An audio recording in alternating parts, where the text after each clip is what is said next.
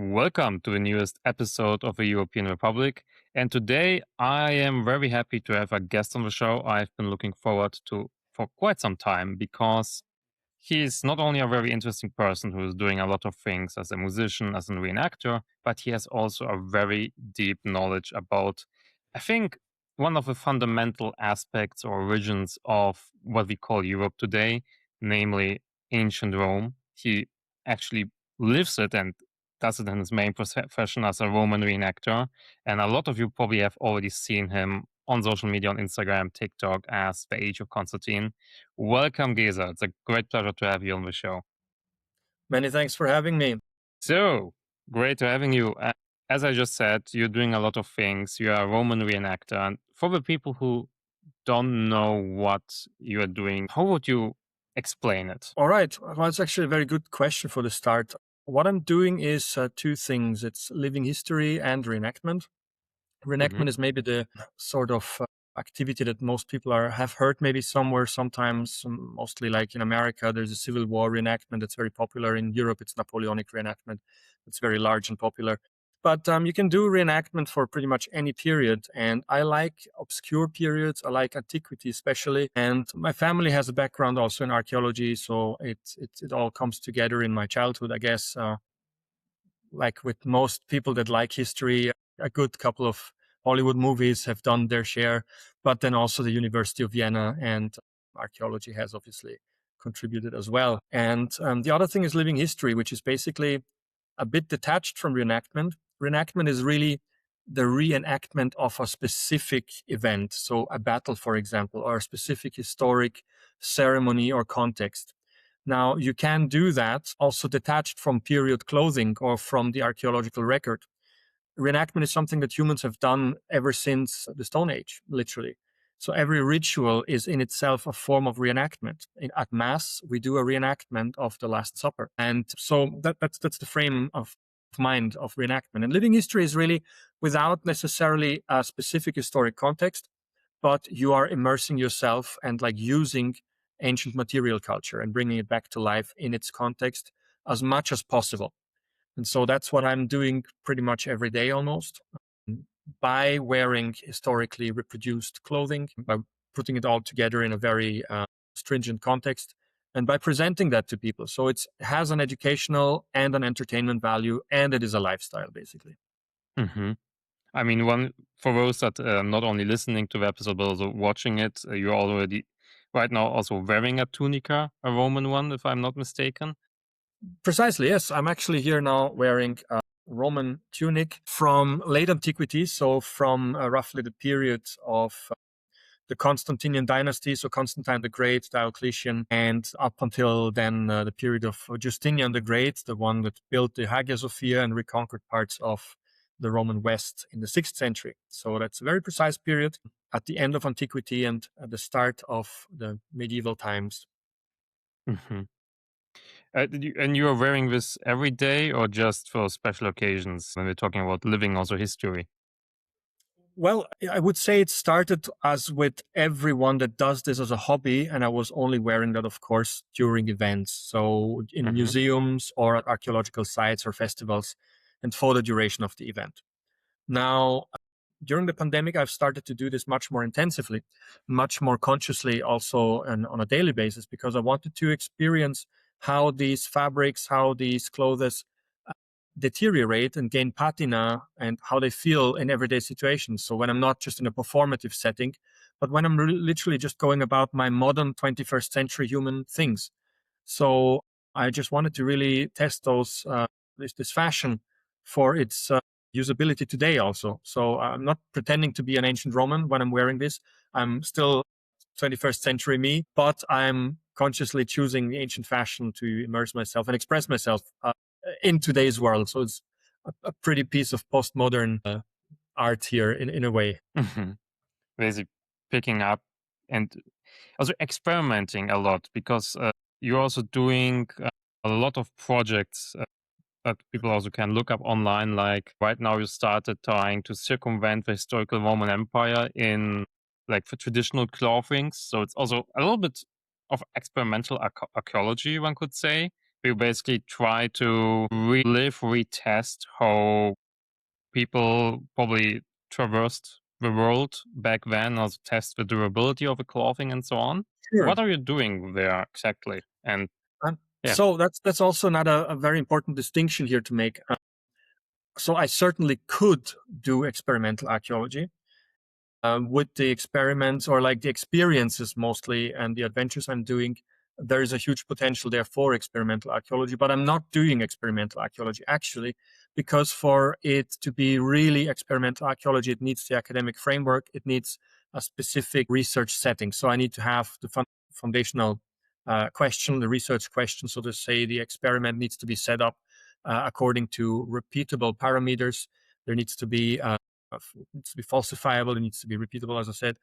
It needs to have a sort of a data collection all the way through it, and there needs to be a publication at the end of it. So almost none of that is given in the way I'm doing things, because I'm really more an experiential archaeology, which is like the experience itself, and then it's anecdotal. That I'm saying like, look, when I did that, this and this happened. Now the equipment looks like this and this.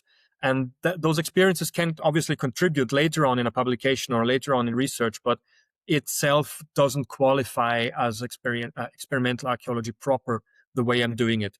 I just don't have the time, and it's also not my main focus. I'm more of a living experiment as such, or let's say my life is more like an art project as well.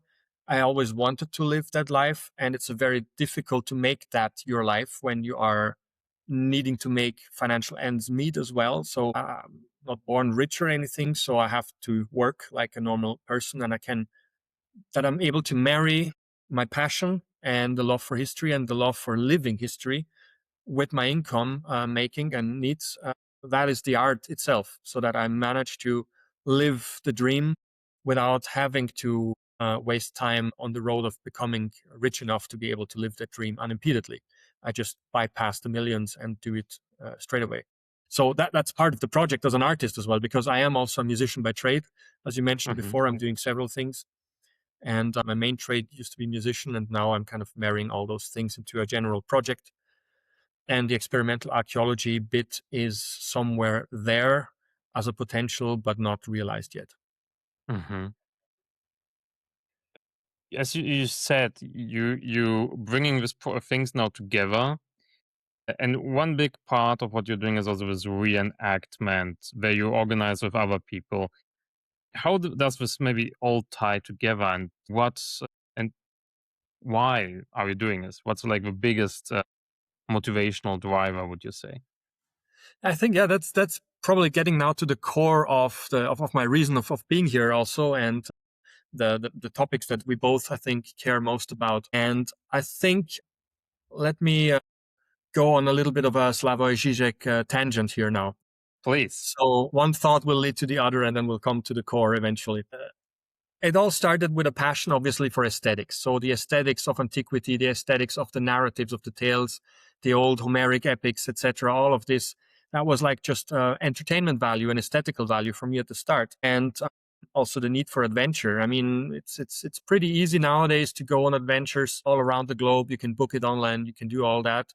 As a pure breed millennial, I still had the privilege and the joy of growing up in a world where that wasn't so easy, and where going on adventures was either very daunting or not so possible or done in a way in our environment, or you weren't aware so much of how to do things because there wasn't any internet. And so I was always dreaming about like just diving into this historical world where adventure seemed to lurk at every corner, and you could literally become one of the heroes of antiquity just by your own merit. And so that's how I got into the whole living history side of things. It's really entertainment value. And it's by studying history so deeply. It's really via understanding history better and better. And especially, as Yuval Harari says it also, the dynamics of change in history, that I realized my own place in history, my own place in the 21st century, and that reenacting and living history isn't necessarily just a means of escapism, that I'm not just escaping the here and now and trying to flee into a past that never actually existed, which I'm romanticizing. that box here is certainly part of the hobby. It's part of the thing. It's part of what starts it. But then I found something much more meaningful and deep inside of the study of history and inside of history itself, namely the history of late antiquity, of Roman late antiquity, of Rome as an idea. And it's the many, many parallels of dynamics, the many parallels in what happened at the time and what happens today that obviously opens loads of boxes for how to perceive our times today. And if we look especially at Rome, it's increasingly cosmopolitan nature. It's change because it goes from being a very small entity, a polis, a city-state, to this big cosmopolitan universal empire, which still transcends everything we do today in Europe, in many places in North Africa, in the West Asia, or in the wider modern West. And so I was wondering about the essence. I was wondering about, okay, what is the essence here? Why is so much of this essence still alive, actually? Why did it not change? Or how did it change, where it changed? And all these questions came alive. And via then actually making the conscious choice to not only wear this and pretend to be a Roman of the 4th century at events, but by choosing to become a Roman in the 21st century, but expressing myself still through the reconstruction of fashion of the 4th century, bringing this narrative a bit back to the fore, to the consciousness of myself and the public. I think I found my place in history. So I am a person of the 21st century. I'll never fully understand a person of the 4th century. I'll never fully be able to recreate even the material culture of a person of the 4th century AD. But I can access a lot of the essence, and I can make my own times also more accessible to myself, because doing this in this way with this quality, like really getting close to full replicas in terms of material, in terms of the accuracy of it, really getting close to giving you a very, very decent picture of the time. That's a privilege of the 21st century. That's a privilege of our technology. That's a privilege of all the research that has been done. That's a privilege of our interconnectedness via the internet, information exchange. So that I'm able to do this is a deeply 21st century thing. Yeah. And I think as such, all the threads come together, because in the 21st century, we are experiencing something on the fast forward button, actually, that Rome and the Euro-Mediterranean space already experienced once. And I'll break it down to, we're becoming an empire again. And before Rome, there has been several empires competing in the Mediterranean space, but never before Rome and never after Rome has the entire Mediterranean and, let's say, larger part of European space been united in an empire and in a cultural dominant narrative as such, and concretely as an empire. We have now, of course, the West and with its influences and everything, but it's a different thing again. Rome has realized a geopolitical reality which Europe has not ever since, and which also the rest of the Mediterranean has never ever since. Not under the Ottomans, not under the Caliphates, not under the Franks. So this maximum potential, which informed all of the successor empires as well, still stands out as unique. And it stands out as unique for several things that are also relevant today, for its universalism and its syncretism.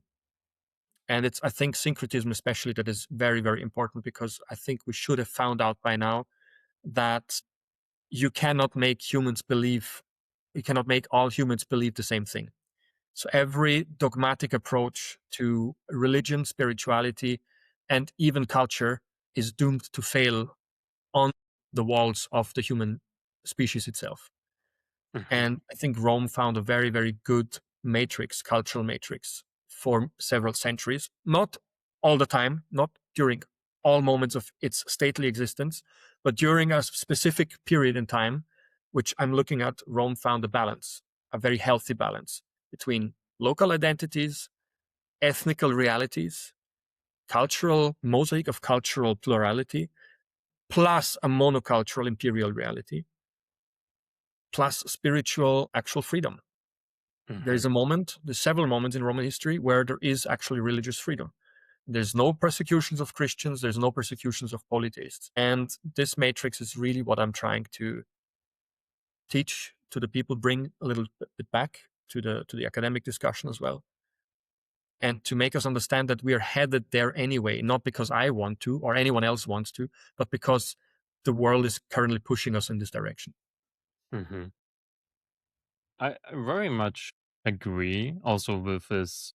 I think you called it also a Roman cultural matrix. I think we have to like remember again that it binds us together. But do you have like concrete, maybe more concrete examples how you envision that, or what do you mean? Because it was a very great, Zizek like yapping story. It's great, but I think what makes you very valuable also is that you have very much experience of community building and with reviving also this Roman matrix. So what does it mean now coming from the theory to the practice?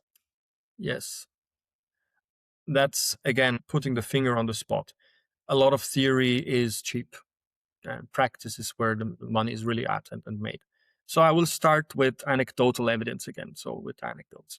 Now, in the living history community, the Rome of late antiquity isn't super popular at the start. It's not very known. People are seeing it as a declining state. Funny enough, we are also perceiving ourselves in a decline these days.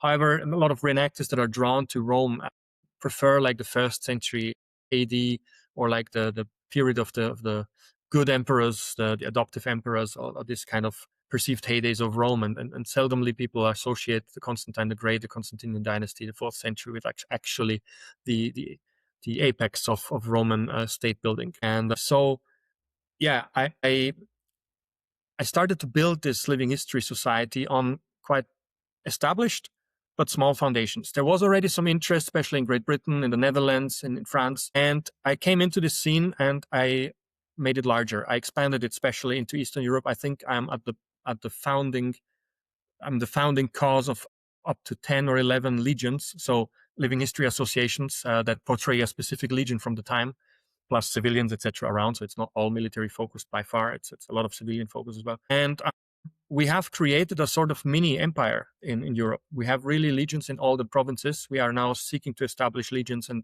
associations also in North Africa and in the Levant and in Turkey. And there's a lot of people that are interested. There's more and more people that are able also intellectually to grasp this as a big chance. And what we see at our events, when people come together from as far afield as Scotland, Bulgaria, even places outside of the Roman Empire, such as people did also back then. There was people from today's territory of Poland coming to the Roman Empire, serving there, living there, getting integrated, etc. It's like that's what big empires do. They attract people. So we have people from as far afield as Russia, as Ukraine, as Poland, the Baltics, Scotland, Spain, Tunisia, Austria, of course, Italy, and everything in between, who are coming and participating, and they all dial into the Roman cultural matrix. They all become Romans for the event. Yes, they speak with their local dialects. Yes, they bring the local modern alcohols and exchange on it. Yes, they have, of course, their modern mentalities, but they are all able, when we are on the battlefield or on the show stage, and we're doing the maneuvers, when we're doing the battle reenactments, when we're doing the ceremonies and all of this, they're all able to dial into the same cultural matrix. They're all there, and their Romes, the Rome that lives in their head, is all fairly similar. I wouldn't say identical. It's never the case. But it's all similar enough, compatible enough, that they all engage in this matrix as Romans. Modern Romans, but as Romans. And as Europeans as well. But beyond that also, because the Tunisian, he engages also there in this whole pool of ideas and of cultural identities. And we have all these layers of identities. And when we choose to access on the one where we actually have historical legitimacy, where we have intellectual continuity and legitimacy, where we have cultural continuity, where we have connection, then that is very, very powerful. And as a folk musician, I also know that folk culture in general has a very powerful connective ability throughout all of the world, actually. But it's different, because if you have now folk musicians from Galicia in Spain and Galicia, so to speak, in Ukraine connecting, or from Anatolia or somewhere, they're connecting on the premise that they are representing their own local heritage and culture, and they're proud of it and they respect each other for that. but they don't necessarily have that real long historical connection that's still active. If they engage in Romanitas, they're really consciously on this playing on the same team. So basically, they're part of the same really team, army, state, administration, whatever heritage. They're both proud. Oh yeah, in the other town over there, we also have Roman ruins. Yeah, and so that changes. And now coming to the practical, once people realize that people change their behavior, people do change the way they interact between each other. People do change the way they see geopolitical challenges. That people change the way how they see the other. And that is a big, big, big, big point, I think, in how Europe needs to act in the future. We're often steering Europe via policy making, regulation. That's the big soft power we have, regulatory power. Far too often, we are failing at speaking the language of culture and of power, which is always a symbolic and cultural language. No? Not just an administrative language. So as long as we're not realizing in the European bureaucratic establishment that Europe always needs historical rooting and historical legitimization, you cannot create a new Europe out of no ashes. You have to always create something out of the ashes, especially in Europe. You cannot just invent a new Europe which has nothing to do with the Europe that was before.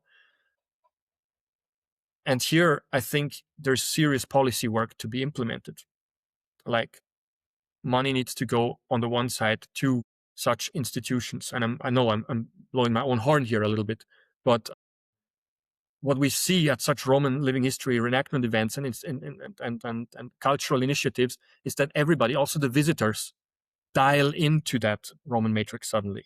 They are all suddenly proud of having that heritage and of engaging with others on that heritage. We are reaching so much audience with these events and with this whole narration. We're reaching politicians. We're reaching so many people with something extremely positive, with a real alternative, a real possibility for the future, a real possibility to change how we see ourselves, how we see each other, and what policies and what strategies we could implement, and what language of symbols we could speak together.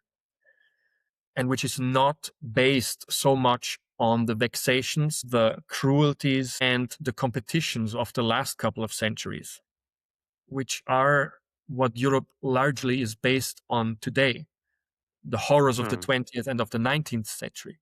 And that is just not a foundation that will lead us into a positive 21st century. I think we can all agree on that by now. Very much. It's also like reoccurring topic I talk with a lot of people also on this podcast, that like Europe needs like a thicker cultural and identity fundament to rest upon. Right now, our institutions are way too culturally agnostic, so to speak. One thing I found very interesting, you also touched it briefly right now, was that this Roman cultural matrix has also like an integrative power. And I remember, and I think in another podcast interview I heard with you, what you also had an example of immigrants from North Africa and the Middle East, which are right now a big also political issue. How do we deal with the mass migration of the last decade coming into Europe? And I think you had a very interesting take that actually this Roman heritage can be here a helpful integrative power. Can you elaborate on that? Yes, absolutely. And I will start with a very personal revelation here now. So that's something I've not talked about publicly yet, not much at least.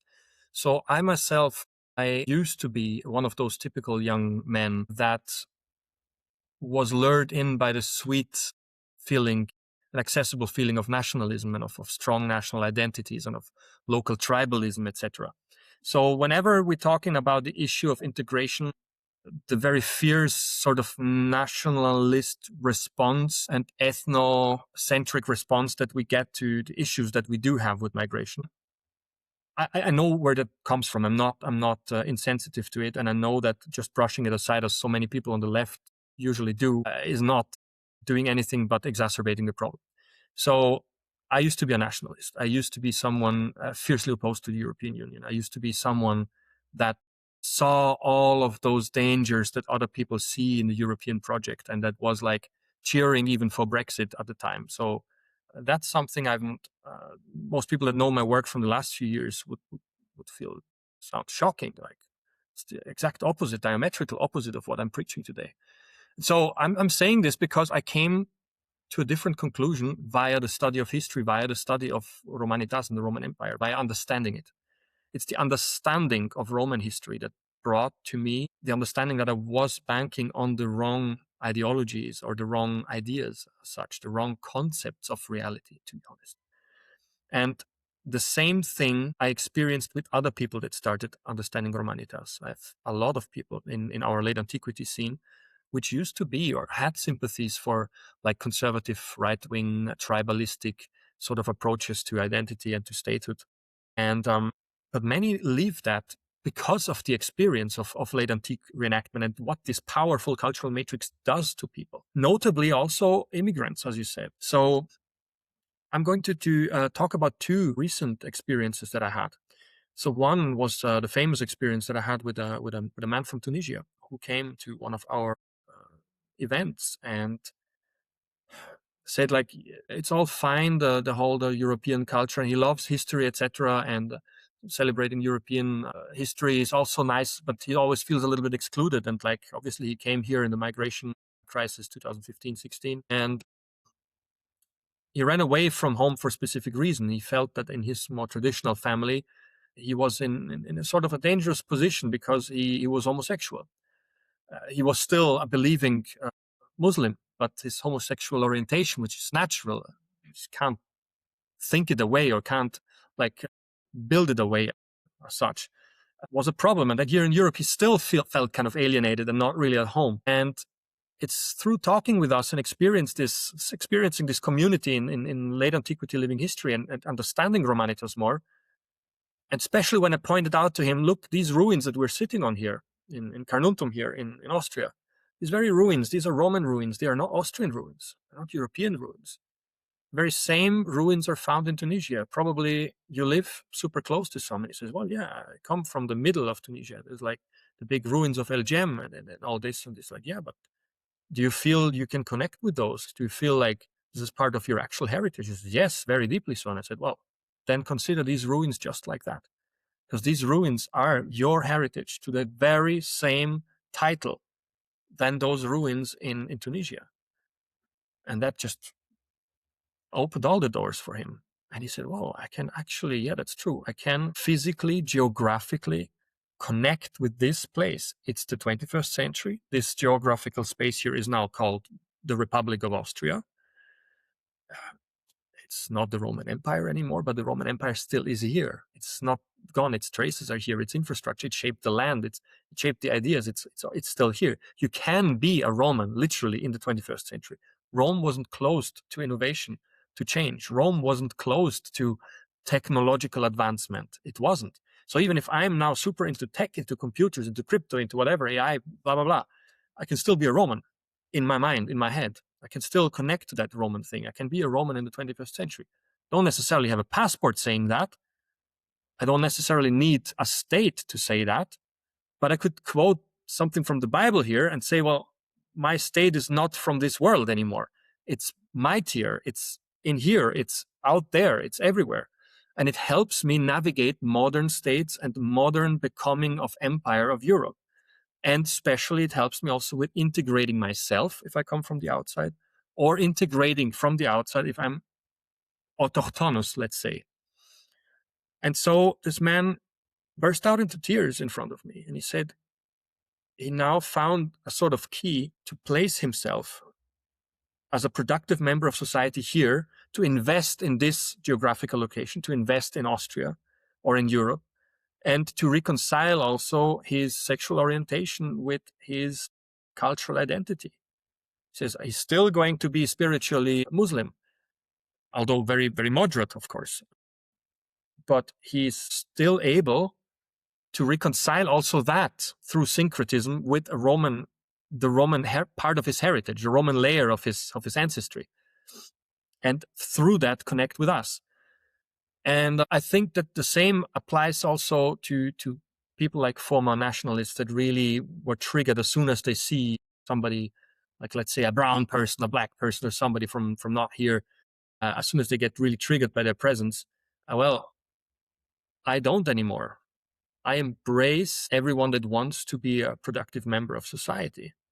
And I'm not afraid by any big replacement or genetic like thing, because first of all, that's not in the data. If we look, that's just not a scenario that we're really looking at, realistically speaking.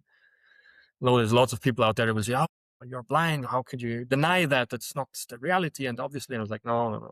I've really, really, really looked into it deeply. Trust me, it's not there yet. What will be in 100, 200 years is something else. But within this century, no big replacement and no big civil war. If we change our mentality and if we allow people that come in to integrate where it is possible and where we can help to facilitate that. Speaking like of this integrative power of this Roman idea and the Romanitas, how far does it stretch? And I struggle with to like pin down this identity, how it is like defined and where the demarcation lines run. Is it a universalist idea, so everyone can become a Roman, so to speak, a modern Roman, because we culturally, I mean, basically all of the modern world, even if you go to like China or Taiwan, they have parts of Roman heritage, for example, in the legal system. What's the scope of this Romanitas you're talking about here? Well, basically, what we're looking at is a bit of a differentiation of ideas. So there is nationalism, socialism, whatever. Not there is also civilizationalism, and I think the closest modern analog would be civilizationalism. Now we had just 2 months ago a Roman reenactor from Taiwan here. He stayed here in the flat with us. He was on a tour of Europe in order to connect for the first time actually in Europe with Romanitas. He really deeply feels drawn to Roman culture. He wants to understand it better. He wants to be in it. He wants to adopt it. He loves the aesthetics. He loves the history, the culture. He loves Europe as well. And but he loves the classical Europe, the Europe that became sort of an engine of imitation of classical antiquity and all its expressions. And so he start to adapt and to understand what Roman culture is and where it's different from like the Chinese heritage that he has, of course, in Taiwan. And he made a conscious choice. He says, well, I can still be Taiwanese Chinese. I can still have all that heritage. It's not erased by me adding the Roman layer, by me adding a different way of thinking, for example, about the individual, about work, about pleasantness of life, about aesthetics. It's a very important subject. Aesthetics is always so brushed aside, but it's super important. So he opened just another door. He doesn't cease to be Taiwanese or Chinese, and Romanitas doesn't require him to cease being it. It just says, add these things, adhere to these things, these philosophical, cultural, civilizational principles, be integrative and integratable, so to speak, into this matrix, and you can access it. And so that's specifically the matrix of late antiquity or of the Middle Imperial period, of course, after the Edict of Caracalla, which brings universal citizenship. So we were decidedly looking at this development of imperial Rome here as such, in terms of culture, so that it's possible to remain what you were born into, but to add and access this wider heritage. So this is universalism, really speaking. So everybody can be Romanized, truly, from Samoa to Alaska. Yeah? And I think this is very, very, very important, because that's literally what Europe is doing today. To be a European today, to be part and participating in the European project. So that means also innovation, that means security, that means openness, cosmopolitanness, that means the rule of law, that means democracy, that means all of these things. That is a universalist approach to civilization and culture. And it also today doesn't require you to leave completely behind who you are, except for obviously the boundaries that we're setting. Mm-hmm. You cannot be a sympathizer of the Islamic State and a productive European. That is mutually exclusive. As in classical antiquity in the Roman state, you could not be classical issue, denying the imperial cult, for example. That was the big issue with the Mhm. Jewish population and with the Christian population later, denying the imperial cult. Okay, that is something very specific to the context in antiquity, but that's the same thing. We have our boundaries. It says, okay, within those boundaries, you can move pretty freely. Is it a pretty vast, pretty vast Yeah. freedom there? For So I example, think, today we probably yeah, don't have the imperial cult, but we have, for example, our constitutions. Our like in yes. Germany and Austria, free democratic basic law, constitutional order. Is that an equivalent, basically? Absolutely. I would say this is pretty much the equivalent per se. So what the imperial cult is today, or the function of that is today, it doesn't matter that it's not the same thing. So by saying Romanitas, I don't mean toga, I don't mean the Temple of Jupiter, I don't mean the Forum as a physical reality with Corinthian columns, etc. I don't mean even necessarily neoclassical architecture. So to come back to grasp what we mean, it's Mhm. basically much easier and much less intellectual than most people think. It's really just to realize that what we are doing today anyway is literally the same cultural matrix as they already had. So what I'm doing is not saying, guys, we need to go back to that. What I'm saying is, guys, we need to realize that that's what we're doing right now. Like we have English now as the lingua franca. And in many parts of Europe, we have also German as a second lingua franca, like Romania, Bulgaria, Serbia, etc. Those areas. A lot of people will speak German rather than English as a second language. So that's like Greek. Like you have also in the Roman Empire several dominant local language, business languages, legal languages. You have Latin as, so to speak, with Greek, the official languages. We have that today in many places. I mean, it's developing, of course, but English is the lingua franca. Now there's a whole debate about whether it should stay that or whether we should force Latin back into, or like try to have another language, etc. There's merit to this discussion, but that's not what we're discussing now. But we have a lingua franca. That is a huge thing. People can all talk as we do now in a language which is not our regional tribal language. Let's speak. We have still the protection of tribal reality, local folk culture. It's protected by the European Union. You can do it. It's encouraged. But you have also, the culture above that, where we're all wearing modern clothes, which is indistinguishable almost from country to country, Yeah. just from your clothing style, I couldn't know where you're from. Yeah. Same It could stuff. be Munich, it could be Italy. Yeah. Yours is very distinct. Well, mine is distinct in time, but if I Yes. was sitting in Vindobona in the 4th century, just from wearing this, you couldn't know where I'm from. I could be from Egypt. I could be from Britain. So it's the same Mhm. thing. That's what I'm trying to tell people. Now, this is very distinct because it is the 4th century. So, fashion is horizontal and vertical. And on the vertical grid, you could really pinpoint me very exactly, but not geographically, because that could be from anywhere within the antique world. Actually, the Prophet Muhammad could have worn this very likely when he was on his conquest. So people don't understand. He was in a very Roman cultural frame. All the Arabian Peninsula was heavily influenced by the Greek and Roman world at the time.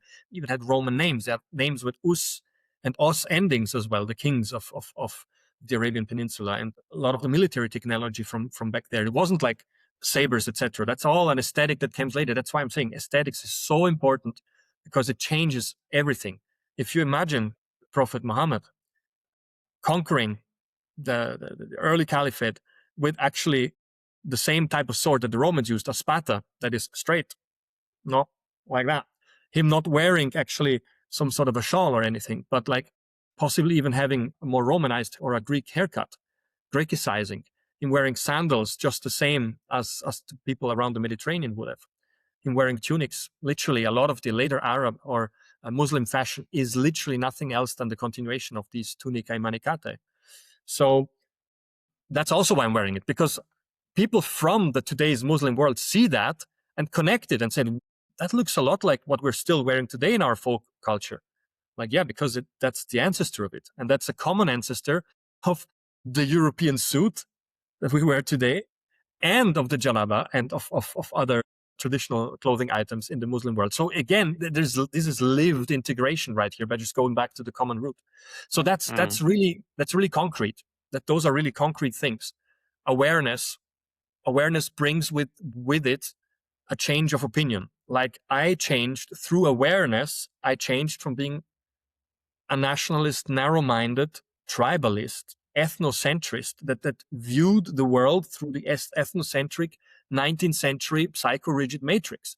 I thought nation states were the culmination of order and the sort of humanistic work against entropy. I thought, okay, the perfect order is a nation state with a defined border, with inside an ethnically, linguistically, culturally rather homogeneous population. That's complete delusion of the 19th century. This is psycho-rigidity at work. Hmm. And one of the major problems which stands in the way of so much useful and powerful policy in Europe is literally this. This is the root, in my opinion. I identify the root cause of much of Europe's stalemating when it comes to needed policymaking in the inability of the voter in the different countries to perceive the nation state in which they're living today not as the ultima ratio of state building. It is the phenomenon and the result of a specific time and period and constellation in Europe at the end of the 18th and 19th century. It is not the be-all, end-all state of existing on the planet at all. And it never has been.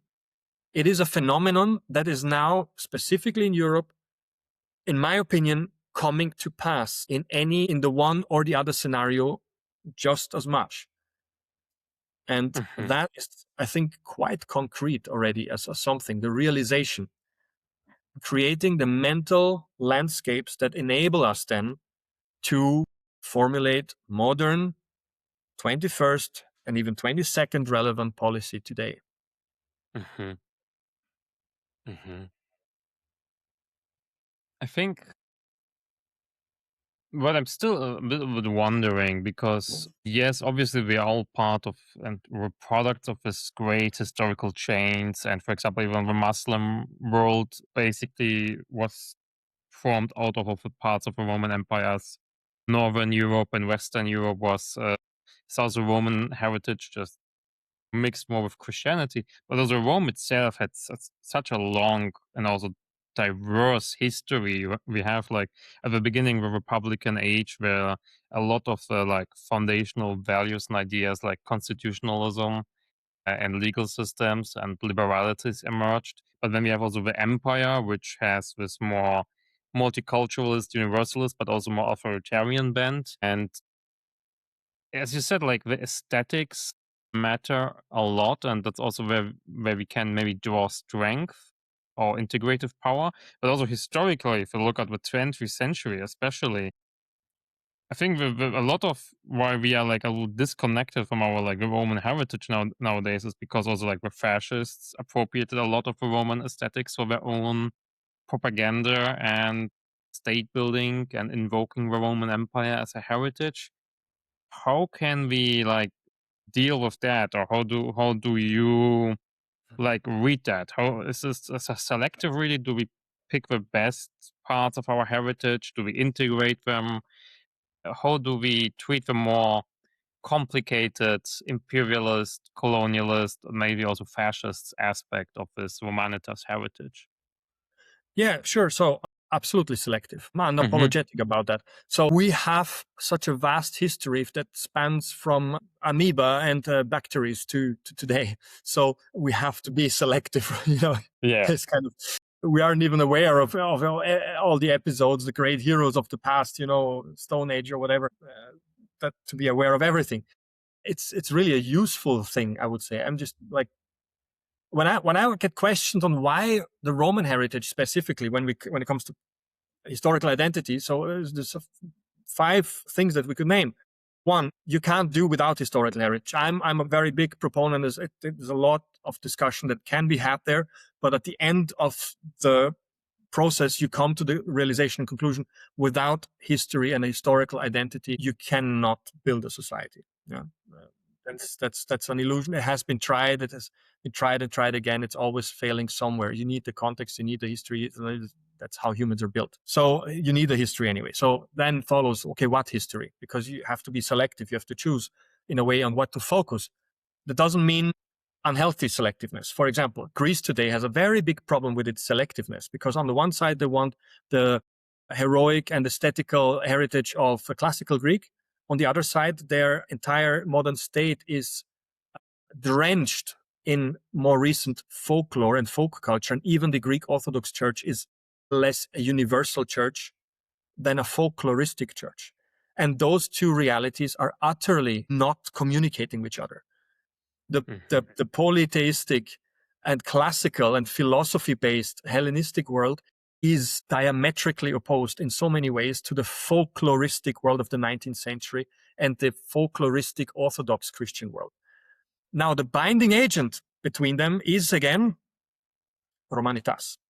But because the Greeks, because the later folklore and Orthodox world that the Greeks still live organically today, that is largely a heritage of the Roman Empire, the medieval period of the Roman Empire and of the Ottoman Empire. I mean, sorry, not sorry. That's what it is. Yeah.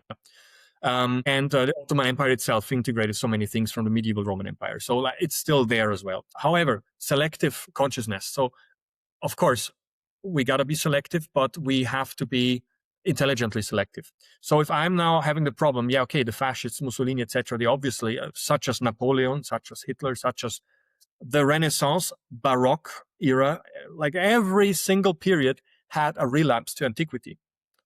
And that speaks for itself. When even the biggest art currents had references to antiquity, now, of course, Gothic architecture, maybe less, yeah? But a lot of the Roman, so to speak, Romance architecture, definitely based on late antiquity. Then the Renaissance, based on classical antiquity. The Baroque elements still have everywhere all of these elements, aesthetically speaking. And then, of course, Napoleon still marches under the eagle standard again. He has the Légion d'honneur.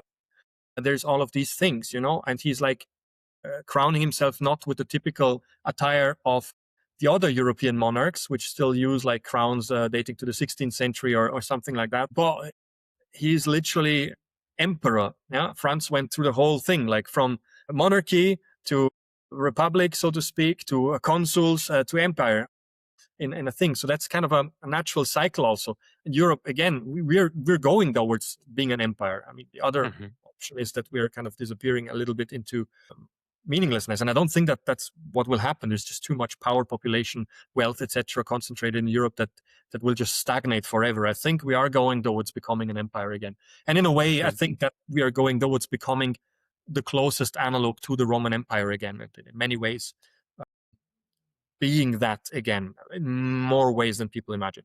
Now, problematic past aside, aesthetics, we have to reconnect with history in general, as we are now in a period where a lot of later millennial and Gen Z zeitgeist was sort of questioning history as such.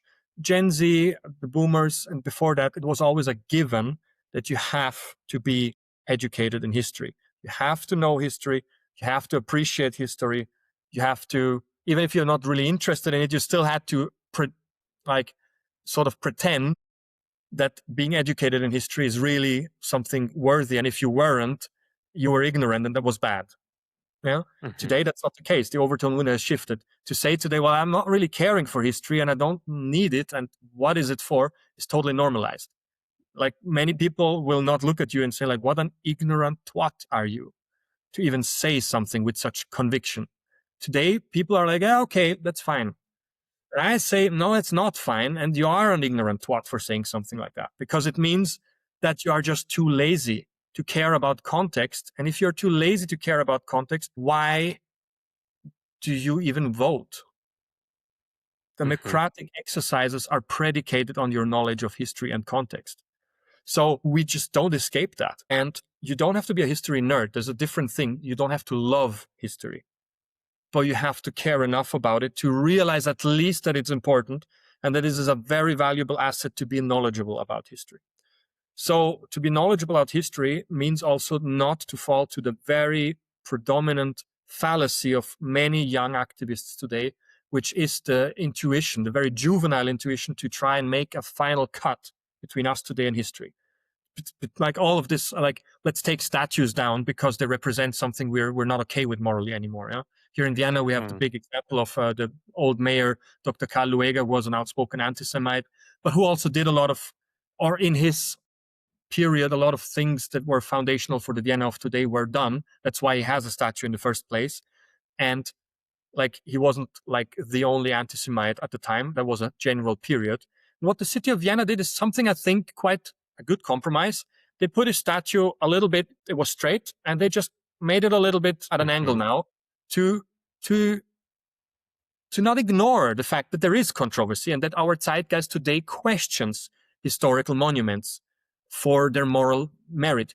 They didn't put it away. Activists are asking to put it completely away because he was an anti-Semite and because we know what a couple of decades later all that led to. Well, here's the point. They are demanding that. Where does it stop? Are we now putting down every statue of Caesar, every historical statue because there was slavery at the time, or people owned slaves or servants, or because people had somebody killed or executed or something? We can't judge history through the prism of the convenience of modern morality. Modern morality is a convenience. And when you live history, you understand that. It's a thing we fought for, and it is a convenience of modern times, which also doesn't apply everywhere in the world, but here. So we would be pretty autistic, and in the negative way, I say that, if we now just try to make a complete cut with history. So we need to look history in the eye. So we need to look fascism in the eye. And yes, that they used Roman aesthetics, but we need to have the intellectual maturity to be able to say they used those Roman aesthetics wrongly. They have misunderstood Roman culture and the Roman matrix completely. And they try to do something which has nothing ultimately to do with the actual Roman Empire. The Renaissance got a much better understanding in its revival of classical antiquity than the fascists or even Napoleon. Although Hmm. Napoleon, there's some merit to his universal aspirations. And so, Yeah. to answer your question in two sentences, I think it doesn't matter. It shouldn't matter. Like, Rome was Rome, Mussolini wasn't Rome. And colonialism of the 19th, 18th, 19th century, etc., was colonialism. And the imperialism of Rome is something different. And the imperialism of the new Europe now is something different again, but much closer to what empire meant in antiquity. It's not extractive. It's culturally participative, universal syncretic, and it is socially mobile. And it is not ethnocentric. That's a very, very important part. Hmm. Can you a little bit more elaborate on what you mean of Europe becoming an empire? Because that's a notion I think one hears more often today, but people mean very different things by Yes. Europe becoming an imperium. What do you mean by that, So actually? some people would understand what I mean better if I use the word Commonwealth. Hmm.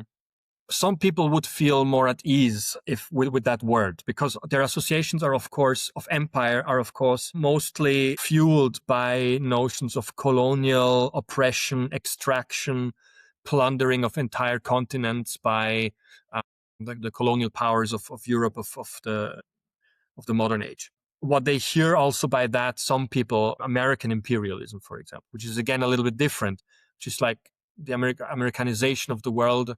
So, as a famous quote is like, America Americanizes the world because otherwise it doesn't understand the world. And I think there's some deep truth in that. And Europe certainly did do that as well to a large degree. So no, I don't think that's that.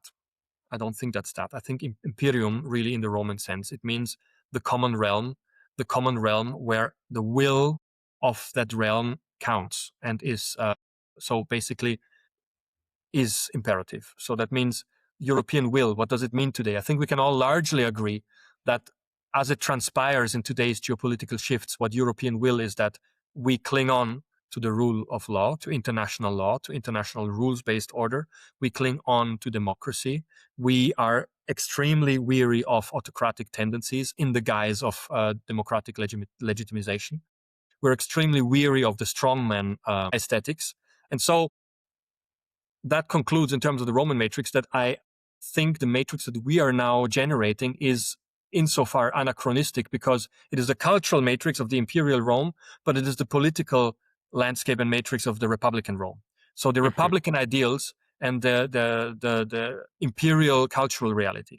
So what I don't even see that as like in sort of a a tension with the actual historical Rome, because the imperial Rome always maintained the mental worlds and the mental virtues of the Republic. Like even under Constantine the Great, which was an absolute sort of autocratic ruler, a despot in a way, not in the negative way necessarily, but like in the power hoarding or power concentrated way. Even then, Rome was proud to be a republic. It seems to us now ludicrous or like hypocritical even, but that's not necessarily the case. Like they were proud of the republican controlling institutions, even if they at the time had a more ceremonial value, but they were still in place, still consuls, it was still the Senate, there was even two Senates, all of that. And now I think a very elegant solution that the Romans had was indeed this ability to maintain virtue, shift power. Of course, we're talking about antiquity. Oftentimes it just didn't work the way it was ideally planned. We had all those despots, we had the crazy emperors, etc. All of that is historical fact. But on the other side, that's due to antiquity being antiquity, communication being slow, armies being corrupt, people being corrupt. There's not this power of the state to regulate corruption to a sufficient degree. Now, our modern questions are still relevant, I think, in relation with antiquity here, because we have to ask ourselves, like with upcoming technology, if we will be able to maintain this control on corruption, if we will be able to maintain this democratic guise, or if we are doomed by technology to slide into more autocratic systems again. So all in all, I think we are kind of very much anyway here on track for a certain repetition of empire. Hmm. Our hope should be that this empire that's happening anyway is the empire that we want and not the one that we don't want. So Hmm. with suddenly some EU institutions or posts that become akin to basically an autocratic ruler or an emperor without much control or oversight. So we should still aim at like the Republican model here with some controlling institutes, but we should aim at definitely geopolitical, soft and hard projection power, because that is the times we live in. Hmm. So a European army or something like a European army, let's say, let's not speak of a European army, let's speak of a European armed projection capability, no matter which legal form it will take, is a tool of empire. Many states, it's a federation, you can call it that way, but in the end effect, if it radiates far beyond its legal borders and has might beyond, the term empire is really what most people will use eventually. In an aesthetical way, that's where we're going. We're multicultural. We are bundling all of these different nation states, hopes, needs, pressures, ideas, and wishes and interests. We're bundling them, and that's what creates the empire, Hmm. not the emperor top down. It's the need, Yeah. the geographic and cultural and institutional need which creates that. And in Yeah. Rome, I would make the argument, when the Republic failed and via the short dictatorship of Caesar, Augustus then made the empire, that was not Augustus who made the empire. It is the state who made Augustus. And that's something what many people don't see like that. They think like Augustus just was the cunning Machiavellian, the uber politician that just created that empire and was sly enough not to be stopped like his uncle Caesar in his tracks. But I think no, there was a necessity because of how the republic had evolved, and he tried to manage that in the most convenient and at the time in antiquity, again context of antiquity, the most logical or what's the right term, or the most fruitful way. Yeah, there Hmm. was no way it could go back to just normal Republican business at this time. It had fractured beyond that. We hope it's not going to go like that in Europe. At the moment, I don't see it really going in that direction. I don't want to be an alarmist. There's potential for it going into a direction we don't want. Of course, at all times in history, that potential is here, but I don't see it necessarily as overly dramatically manifested today. Maybe you see it differently. I don't know. I see the same like process of like Europe coming now together, and like necessity is the biggest mother of, I think, historical change, the biggest driver. And what you also touched upon, Europe was for, I think, for the last 2 decades much under the vassalage of the Russian and the American empire during the Cold War. And right now with like the European the European Union is right now a confederation, which is like increasingly consolidating and moving closer because it has to if it wants to survive. I think that's also spurring this revival of Romanitas ideas because we just have to work together, and we are also getting through geopolitical pressure because it's flaring up again with Russia having invaded Ukraine and the Americans attacking us in trade wars. It's just like, yeah, we are going together under pressure from all sides. Yeah. So how would you see the philosophical foundation of the Europe that was constructed post 45? And is that still sufficient, in your opinion, for where we're at right now? Like the whole Europe of Jean Monnet and these people and inbuilt transatlanticism and all of that. How is your view on that? I think we need a lot of reform. I see, like, as you said, we have this some like continuity also from Rome and time and Romanitas, especially I think the idea of liberalitas, which was in the Roman Republic, a very aristocratic idea, just spread through the centuries to become basically the bedrock of our modern liberal democracies. But what was built after World War II and what we have right now with the European Union is not fit for survival for the 21st century and beyond any longer. Because, for one, as you said, it has this built in transatlanticism, which I think we see not working right now anymore as reliably because the interests are just diverging between continental Europe and the United States.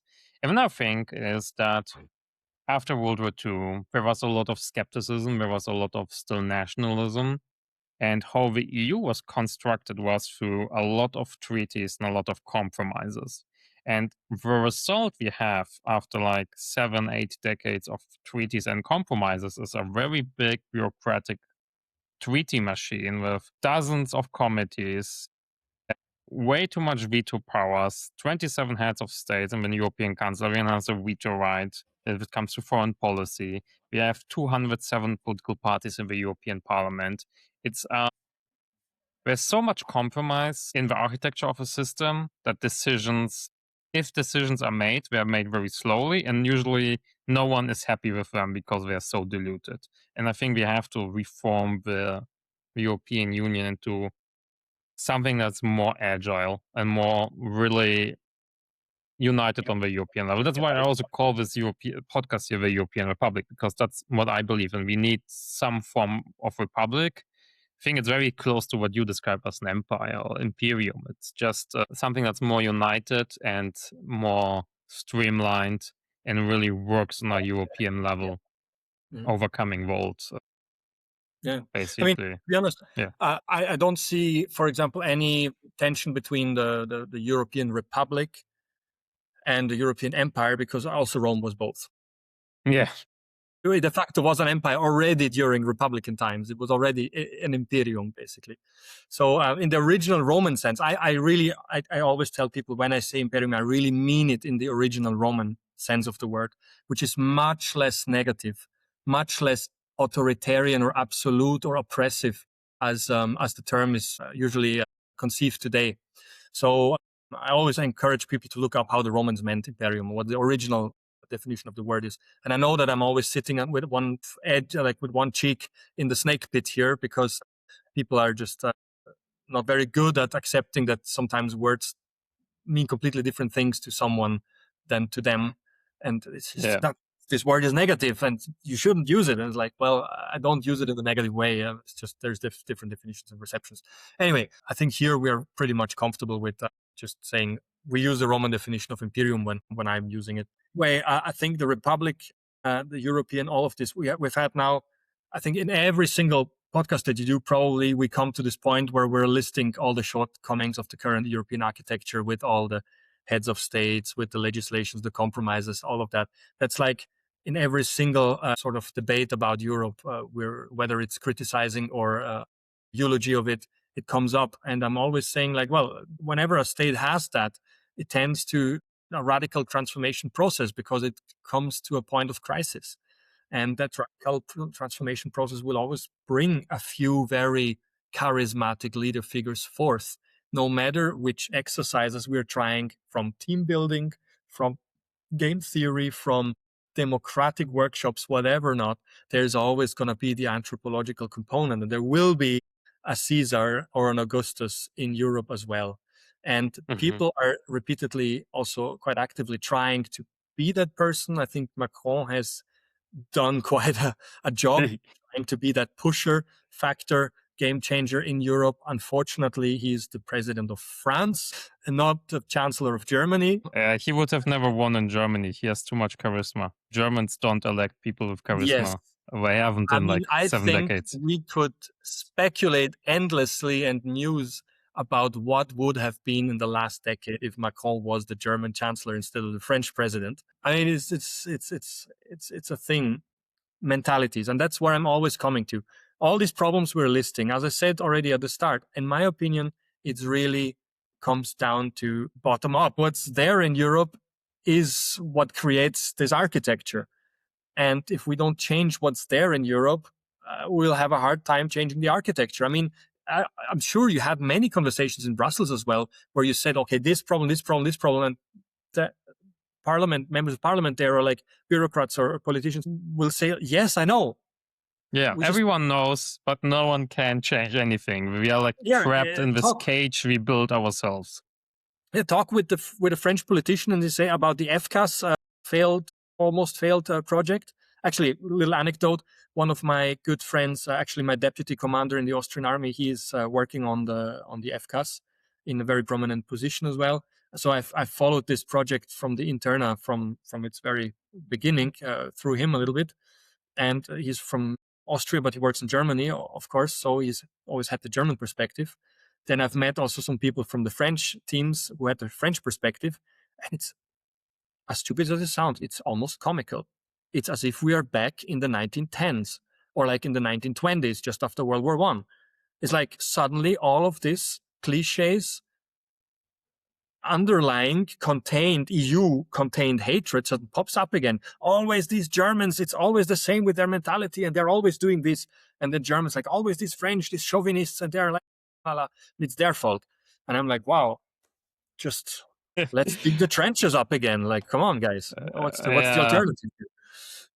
the FCAS, I mean, I myself, last year, I also worked at Dassault Systems, not Dassault Aviation, who is involved on the fighter jet, but the other sister company of the Dassault group. And I had like a frontline seat to German and French corporate culture clashing.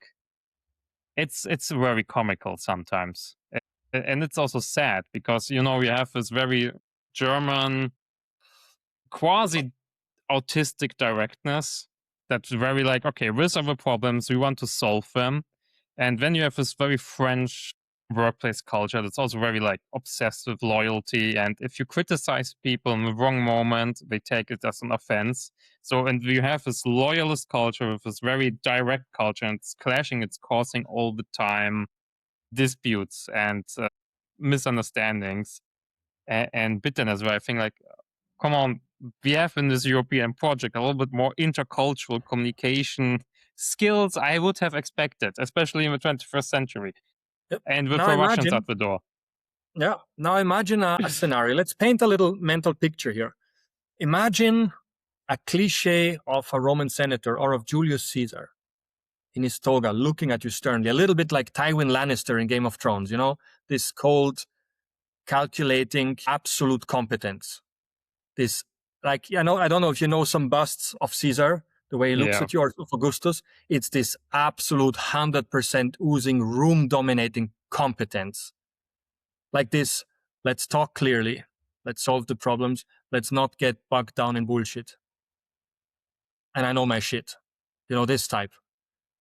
That is the best of German culture plus the best of French culture, of Latin and of Germanic culture of today. That is the picture of the figure of the cultural matrix that I'm thinking of.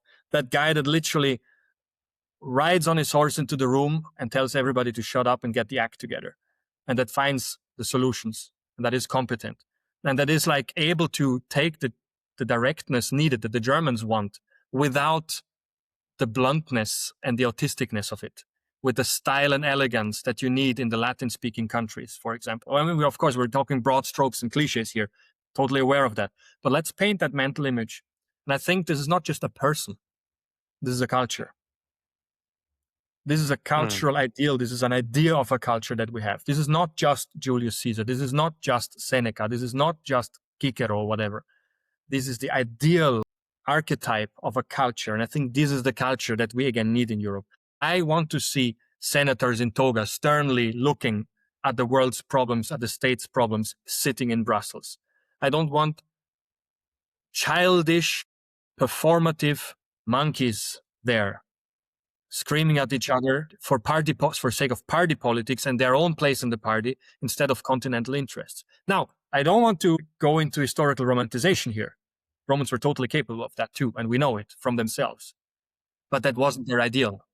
That was maybe the lived reality, but that wasn't their ideal. And about ideals and about virtues, we have to talk, because no matter if they are never going to be fully lived in reality, that is what we judge reality against. And we have a bit lost, in my opinion, today, in today's culture, in today's postmodern laissez-faire, we have lost a little bit that sort of catalog of virtues and of archetypical behaviors and personalities, personality expressions and actions, that those ideals against whom to judge people in our reality. And we have sort of replaced it a little bit with morality. So virtue and morality are two different things. They have overlapping aspects. But morality is easy. To preach morality, to pretend morality, to demand morality. But it's not quite the same thing and not quite as thorough as having those virtues, the catalog of virtues, and a sort of culture of idealized competence. Today, competence is almost like a no word, like a no word. You know, if you're talking about competence, many people now picture, these toxic alpha bros giving you a cheap advice on Instagram or something like that. They're like, competence. And yeah, I mean, they're right in a way. It's just presented not in a very competent way often, and in not a very accessible way. But I think competence is something that is very, very much one of the big ingredients. And then again, culture of the people. And I cannot think, we're not talking ideal solutions here, of course, but I cannot think of a better way at the moment of how to make Europeans ready mentally for the political change we want to see enacted. We need to make them ready, though, because if they are not ready, they will not vote politicians who will do what is needed. Or we will get huge protests on the street, etc., from demagogues that just want to use the protest to surf on them to the top. So we are really looking at a cultural shift that we need to further. We can't force it. If we try to force it, we end up with something like the woke and anti-woke movement. That is how cultural forcing looks like. What we have to do is cultural fascination, cultural enamoredness, cultural identification. We need to show people an alternative and let people choose it by themselves. And so that's literally what I'm doing. I'm like showing people an alternative. And I find so many alternatives to modern ailments in antique ways of doing and in Roman ways of doing, of conceiving some things. And we're not talking obviously about the super first degree level of having slaves or going to war with primitive tools or something like that. We're not talking about that. We're talking about the much more meta level, like balance, work-life balance, a big thing in Roman antiquity. We're talking about that and how to do that. We're talking about how to engage in conversation. We're talking about how to engage in tolerance and where to limit it, because it's a big topic as well. We are very bad today in the public sphere at calibrating our tolerance versus no tolerance. It's shifting between two extremes here, whereas it's very easy normally to see what we can tolerate and what not. I mean, the Grundgesetz or the constitutions of nations kind of give that away pretty directly. So yes, I agree very much with that we need to revive, and also what we need a little bit is political virtues. We are getting lost in especially with this very entertainment-like style of politics we have today. There are also like philosophers like McIntyre who actually wrote those books and argue in the same direction, saying we have to maybe think again about Aristotelian ways of thinking, Roman ways of thinking, which are way better, especially at gluing together a society than just moralizing. And thinking about that, what I was wondering already before is the United States. Because if you look at the United States, it was founded by its founding fathers a lot in the image of Rome. If you go to Washington, it really oozes this Romanesque aesthetics. You have the Capitol Hill, you have the neoclassical buildings, you have the the Constitution. They were heavily inspired by the Roman Republic. You have a lot of imaginary also on the official sigils of the state. So, like the French, the USA as a republic is very much inspired by the Roman Republic. And also today in the current state, we have with Trumpism, there are a lot of many people who like compare what is happening in the United States to what happened to the Roman Republic, with Trump as a new form of Caesarism and with Elon Musk as the new Crassus, who basically are demolishing the Republic. What I would be interested in, how do we treat the Americans, or what is their role in this Romanitas or the Roman heritage and this cultural matrix? Because for one, they are like an offspring of this cultural matrix, but they're also right now, I think, one of the most strongest antagonists or outside geopolitical forces that are driving this revival within Europe of our shared Romanitas. Do you have like a take on the Americans? So I will now say something that will probably come back to try and bite me later on in a political career in the future, maybe. Can you America's run for the Senate in 20 years? America is Carthage. Rome is America is Carthage. Yeah. What So, do you mean by that? first of all, me and my good friend Hugues, who you know also here, who we are a lot of discussing his French, is very much a great connoisseur also of the Hellenistic world, the Roman world, antiquity, and of current geopolitics, etc. So we're here in Vienna, in the city of ideas, as it's called by several authors, and we are basically doing a reenactment of late 19th, early 20th century Vienna, sitting in the cafes, talking about this day and night, and thinking, and coming up with this abstruse ways of doing Europe now as literal Romans.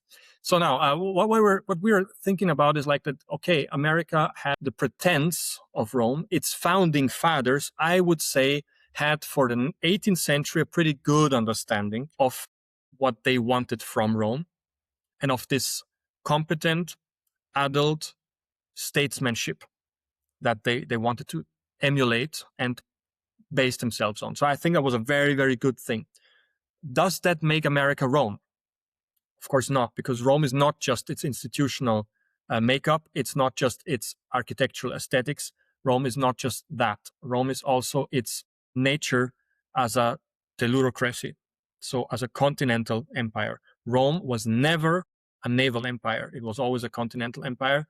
And as soon as the Mediterranean became the Mare Nostrum, so the basically completely internalized, gulfed up sea of the Romans, Roman naval activity just ground to basically riverine patrol boats on the Rhine and the Danube mostly, and a little bit on the Tigris, etc. And most of the navy then suddenly became transport capability and a commercial navy in the Mediterranean. In late antiquity, Rome didn't even have a proper Mediterranean naval force anymore, with many ports, etc. It was one classis in Ravenna, and that's it basically for late antiquity. So America is a naval empire, just like Magna Graecia, like the Greek city-states were. It is like Carthage was a naval empire, at Thalassocraty, and it behaves as such. So it doesn't behave like Rome. It doesn't really do a lot that Rome did in the world stage. And its role as such is also not the same. Now, it has a lot of things that we can compare, of course, like a universalist pretense of culture. Although American culture is fundamentally this hyper-capitalist culture that America is taunting so much, is not aiming towards the best in quality and in expression of humanity. it is aiming at the most. It is aiming at the cheapest, the most, and gaining the most. Was Roman culture this way? Not. That was not a matrix. Yes, many rich people, actually, Augustus himself, compared to today's money, was a manifold richer than Elon Musk. So when we say Elon Musk is the first trillionaire in history, not true. Alexander the Great was already a trillionaire in today's money. Augustus was even richer than Alexander. And one of the Chinese emperors, which name I cannot think of at the moment, was even richer than that. And it actually wasn't Mansa Musa. Mansa Musa was probably quite a bit poorer than what many people think, and probably spent most of his money on his travels to Mecca and was indebted then. So that's out of the window there. But Augustus definitely was a lot richer than Elon Musk today in ancient terms, just as a side fan quest. Mm-hmm. But what I think is America obviously likes the aesthetics. America has a lot of that aesthetics right now with, again, a Crassus-like figure, like Elon, like Trump being a Caesar type, in a way, a populist. And then the gladiator games, literally, that he had in front of the White House with the MMA, UFC cult right now and all of that. There's a lot of that, of course, but the nature of their expeditionary interventions, their containment policy, that has a different effect, in my opinion. It has a different effect. It's very disruptive. Mm-hmm. Whereas Rome's effect is echoing through to our day and age. America's effect is often like, okay, we had the 90s where everybody wanted to Americanize themselves, but that's gone. A lot of, like, I would argue that most of the world today wants to de-Americanize themselves. When was there ever a moment when anyone wanted to de-Romanize themselves? Not even the Muslim. Well, probably none. All the, even like the Muslim caliphates or Russia Empire, they all try to like pretend or draw on the heritage of being the successors of Rome, right? Absolutely. I mean, there's a genuine difference of quality here. That's again what I'm saying was the difference between Rome and the colonial empires. But who wanted to get rid of Rome, like after they got integrated and got to actually live in that Roman society? Yes, there was uprisings at the start, Mauritanian uprisings and Goldie uprising, or whatever not. Yes, at the very start. But as soon as the infrastructure was there and everybody was actually living within that culture, keeping their gods, their laws, even their elites and everything, hell, nobody was quick to wanting to de-Romanize. Actually, all the Germanic tribes like Goths and Vandals, Franks, etc., they all wanted to become part of the Roman world. They didn't want to destroy it. They wanted to become part of it. America hasn't really managed to do that. They think, a lot of them think that's what they're doing, that everybody wants to be American, everybody wants to come to America. I don't see that happening. I think that's a convenient story. And I think that's true for some countries that have geographical proximity, or it's true that in some areas, maybe that narrative is still alive, that maybe in some families in Uttar Pradesh or somewhere in India, the idea of the glorious American life is still there or something, and they prefer to go there. And yes, of course, it's easier if you have a really good idea, or like are an entrepreneur, it's as of yet easier to maybe make more money quicker there or whatever. But we know a lot of that is also bad maths, that like your life quality, like you'd have to earn so much more in America to have a similar life quality as in Europe with much less money. And if you don't care about life quality and just about what's on your bank account at the end of the day, then yeah, of course, okay, my God, go over there. If you care about genuine life quality, which is actually arguably objectively the higher good, then Europe by far outdoes America and is by far the more Romano-compatible cultural landscape.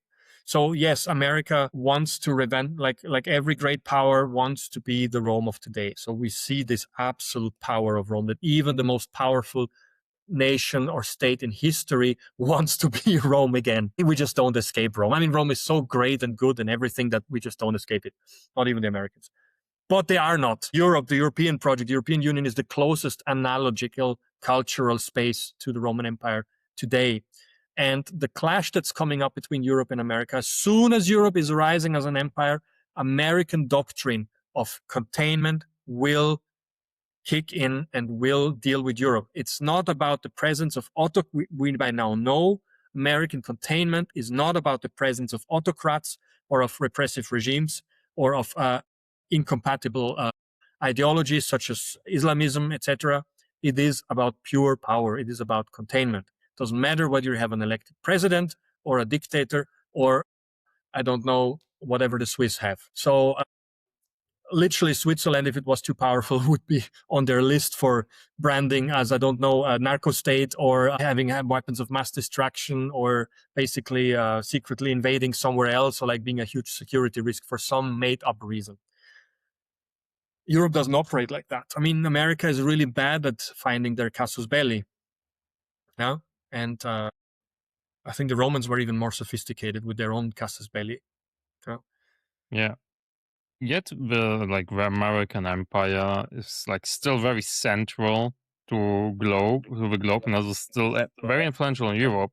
Just looking at like all the why we're also speaking English, it's partially because the world is living in the ruins of a British Empire, but also mostly because all the science, research, global media is heavily concentrated also in the United States. So if I look Yes. at, for example, academia, I have a lot of friends who are in science doing PhDs, and it's not only the entrepreneurs that go to the United States. Also like scientists who want to really do cutting edge research. They will go to Harvard, MIT. But ironically, most European parts of the United States, like Boston, that are like Yeah. almost more European than Paris. Some corners, from the vibe of it, or at least they try to.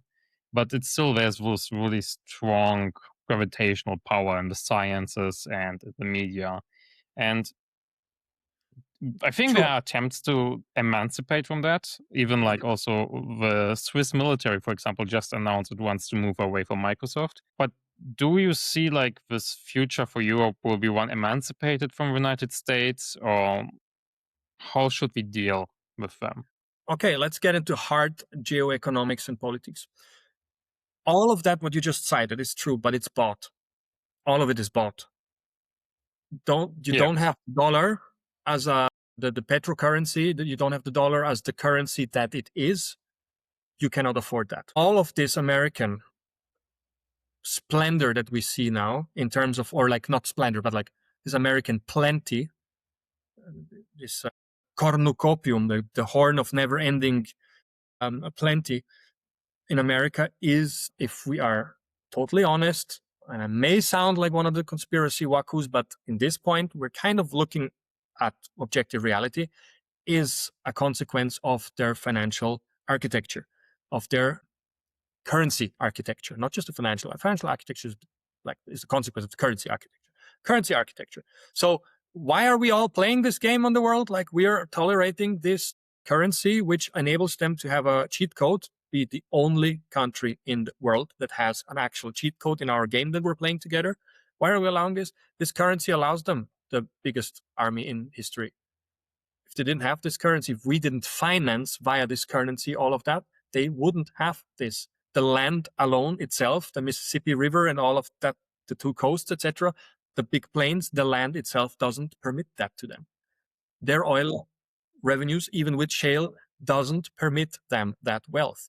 It doesn't permit them universities that have so much research funds that they can attract a lot of European and Indian and Chinese brain to do that. They yeah, don't have it without the dollar. So now it's in that's our true. own interest to ask, why are we allowing that? We are allowing that. We are also in a bit of a trap, because with this huge army that they have, and this, I will precise, this huge, not just intelligence agencies, but like secret services. There's a difference between intelligence agency and secret service. With these huge apparatuses that they have, they can manufacture geopolitical reality to a sufficient degree to maintain whatever system is suitable to uphold this self-feeding loop. Now, with the euro, we would have had a chance to compete with that. We probably would have become target number one of the Americans, I would presume, very quickly. And I think we still are target of the Americans. So if some, especially Baltic, Polish, or whatever politicians or geopolitical thinkers are having all their focus on Russia, which is very understandable, especially for recent history and for actualities, etc. Like, nobody says it's not understandable, but I think it is misguided. I think the biggest threat by far for Europe is the United States. And I think that the conflict with Russia, which is the maybe more immediate, militarily kinetic threat right now, is a result of ultimately the bigger picture, in which America is playing a game of containment. And in containment terms, China is maybe number one right now, but Europe is number two. We never have to forget, in terms of containment, Europe is number two after China. And I just read an article that was very much bringing it to the point just this morning.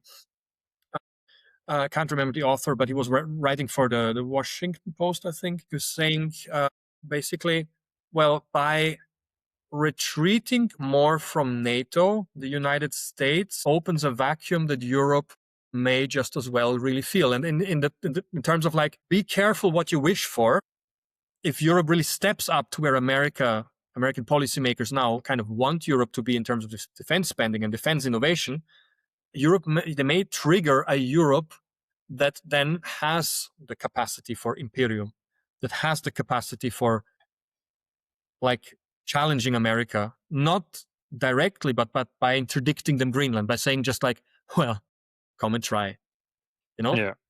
I At the mean, moment, they come and try, and at the back of our head, we know that means like whoever is going to be sent there is going to be dead, probably, yeah? So, but there's maybe a future where we can say, come and try, and we really mean it, and they know we mean it.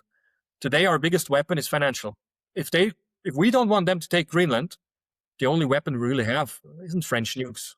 Let's be honest. It's financial. It's financial instruments. Oh, it's a very powerful tool. And it's always better to use that tool than any kinetic force. But with Americans, you know, and with other countries, it's always good to have both, you know. So I think America is the biggest threat for Europe on several strategic levels, economically, financially, currency-wise, and potentially militarily. I mean, they have threatened to invade a huge and a very important chunk of European territory. Greenland, with the whole shelf that goes under the Arctic, and has the biggest and most probable claim to what's under the Arctic ice shelf. I mean, Russia has filed the first claim, I think, but it looks like Greenland and Denmark, by extension, has actually the best chances of getting that claim. Now, but how in a world where might makes right, how are we gonna do anything with that? So the time is pressing. You know, we kind of have to become a military power in a way as well, and that will in itself. We have to become a military power to kill it a strap. We have to rise up, and that will bring us into conflict with America in one way or the other. And we already are one way or the other. So I say the day that they take back all their fighter jets and all their personnel from actual huge bases here in Europe can't come soon enough.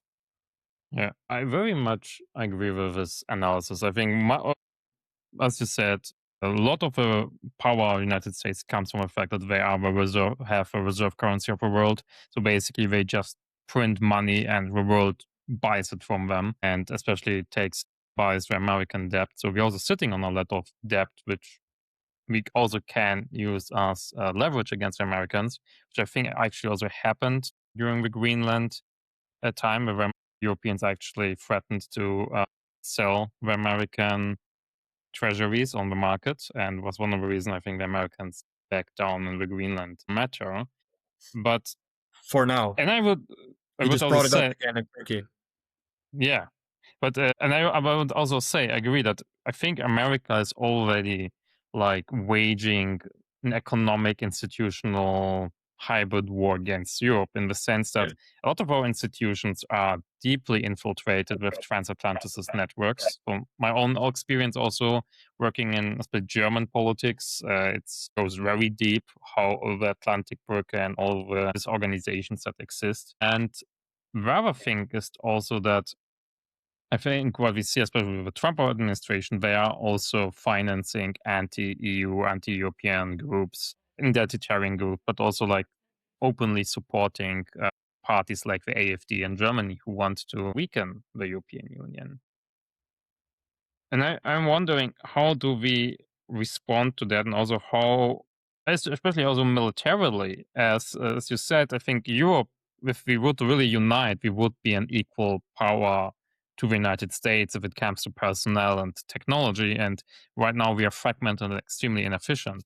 And here, because you have also been a soldier, and I think you're still active in the reserve, do you have any like insight also that you can legally share maybe with us on this European military integration. Is this a path forward? Yeah. So yeah, I would respond to your the first part of the question, how to respond to America and their deep edge. I would say they have a tactical and a strategic edge over us because of their deep infiltration of our institutions, which we have not reciprocated. It's a very Roman response. I would say, Cetero censeo transatlanticissimum esse delendum. Here we're again with Carthage. Quoting Cato the Elder makes a lot of sense here because it is a deep issue that needs to be resolved. And now, again, this is a clash of interests because of, like, we are reacting. We have to be clear here. Europe is not trying to engage America maliciously, but is reacting to intolerable behavior, institutional behaviors and strategies. And now I think Europe is able to, because of how it is built and its history and its geography, to today contain its own ambitions. So a Mhm. European empire or commonwealth, I think, would be inherently, call me naive for it, but I think it's also just cold analysis, geographical reality, would be inherently more able to live as an equalizing and balancing force on the world stage than what the United States is able to. So there's the old theory that the world to be stable needs 5 empires, not 3, not 2, not 4, but 5. We're looking at the moment, and again, I'm using the empire in the word as the Romans would have used it. We're looking at the moment, of course, at China, at the United States, India, Russia, and Europe. Those are the 5 contenders. I mean, Mhm. some people will say, why is Russia in there? Because Yeah, it's super large and it sits in the middle of Eurasia. That's it. and has nukes, but beyond that, And it is news. Okay. It is some sort of an empire, whether we laugh about it or not, and whether it has severe, like it is on a geographic huge surface, but has severe reach limitations because of that, still is there. Same with India. India plays always all sides to a degree and tries to be more neutral.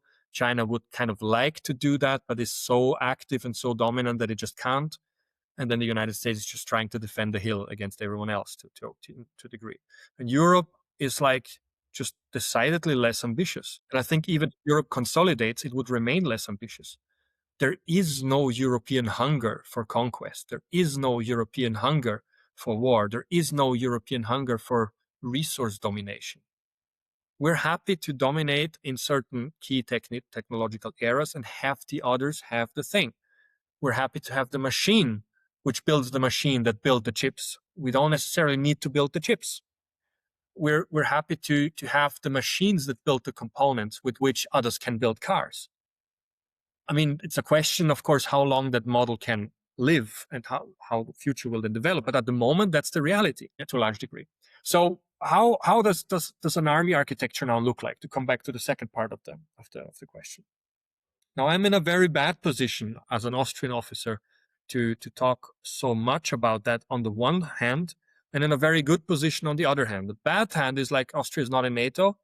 Austria is not involved in a lot of the bigger debates on European strategic asset procurement because we just don't have a navy, and whatever we have in terms of air force is really just to police our own airspace by the bare minimum, and I really mean it, by the bare minimum. So Austria's army is amongst the lowest in terms of funding and asset diversity in Europe. This is Malta, Ireland, Slovenia are a few that are below us. But in the firepower index, we're currently also ranked, I think, a little bit behind Hungary and the Czech Republic. But we are kind of in there, in that agglomeration, Czech Republic, Slovakia, Hungary, Austria, Slovenia. We're all in that kind of circle. So basically the old Habsburg Empire. And again, we're prisoners of geography and history in a way. Now, that's why Austria wants to be part of a new inner or European alliance. And Peter Magyar also kind of alluded to that already, which is like, can we not get the old team kind of back together now as a start? You know, like overlapping geography and interests. And if you put all these countries together, and Croatia is there as well, you kind of have the old Austro-Hungarian space back together. And everybody's making jokes already about it and laughing. But it's actually not a laughing matter. It's a fact. Like, laugh all you will about it. I maintain we fought 2 world wars for nothing, because the world at the edge of the 2 world wars was a world that has been ordered geographically through many long natural processes, and it was fragmented through mainly the effects of the war and the effect of nationalism, of separatism, of tribalism. And now, as we overcome that, we will see these imperial spaces grow back together, just as Poland and Germany have, like, especially Western Poland and Germany, have grown back together economically speaking. No matter what the Peace Party and like Polish nationalists are saying, and whether they're going in front of Brandenburger Tor and brandishing their football thingies and saying we will never forget, all these ludicrous things are not like veiling the fact that Poland, Western Poland especially, and Germany have grown back together, and that when you look at a map of Germany and Poland at night, you can kind of, by the lights and where all the lights are, you can kind of see the outline of old Germany with the whole eastern part again. You know, we're just like undoing huge mistakes of the 20th century right now. And I think that the way to a European army will go via this, how do you call it? Retrofitting, retro building, like, what's the correct term in English? When you kind of re-engineer something. So we will maybe first see like some defense agreements and local initiatives, which have just geographical and historical ties, like in the old Austro-Hungarian sector, where we will pool capabilities. And what is pooling of capabilities is just efficiency. I'd say a European army will also have, in the end effect, less total personnel than what we have now with all the states, less systems than the entirety of all the states right now, and less barracks. Yeah, because it's more efficient. It will be more powerful, but have less of everything. Not of everything, but of certain things.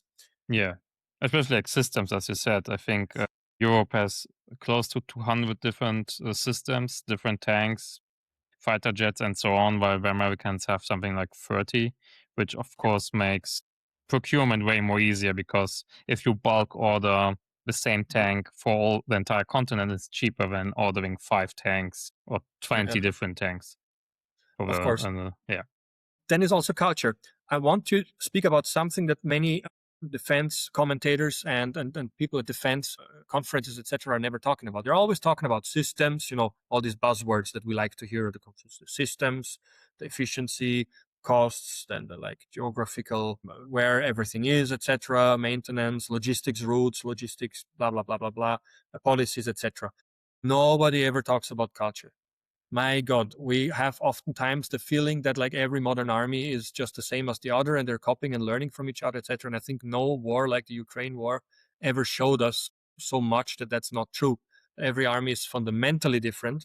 They may wear helmets and like camo patterns and like vests that look remotely the same, but whatever is wearing them, the soldiers are super different in aggressivity, in identity, in identification with their state, even within the EU, in their view and their judgment of danger. An Austrian soldier will never judge the danger for Europe as a whole the same as a Polish soldier or a Baltic soldier. An Austrian officer who studies geopolitics will tell you that a Baltic officer who thinks Russia attacks tomorrow is out of reality and is ludicrous. And a Baltic officer will tell you, never mind the Austrians, they have no idea what they're talking about. So, like, that's the reality of culture. You have also soldiers who just have, like, everyone has completely different drills. Even within armies, battalions and brigades have different drills sometimes and different cultures of doing things. It's not all the same. So what we see, for example, whenever I was in a maneuver with the Germans, Austrians and Germans, we both come from the Wehrmacht, no matter if people want to hear that or not. Now, no matter if people now have an aneurysma because I said that, but it is like that.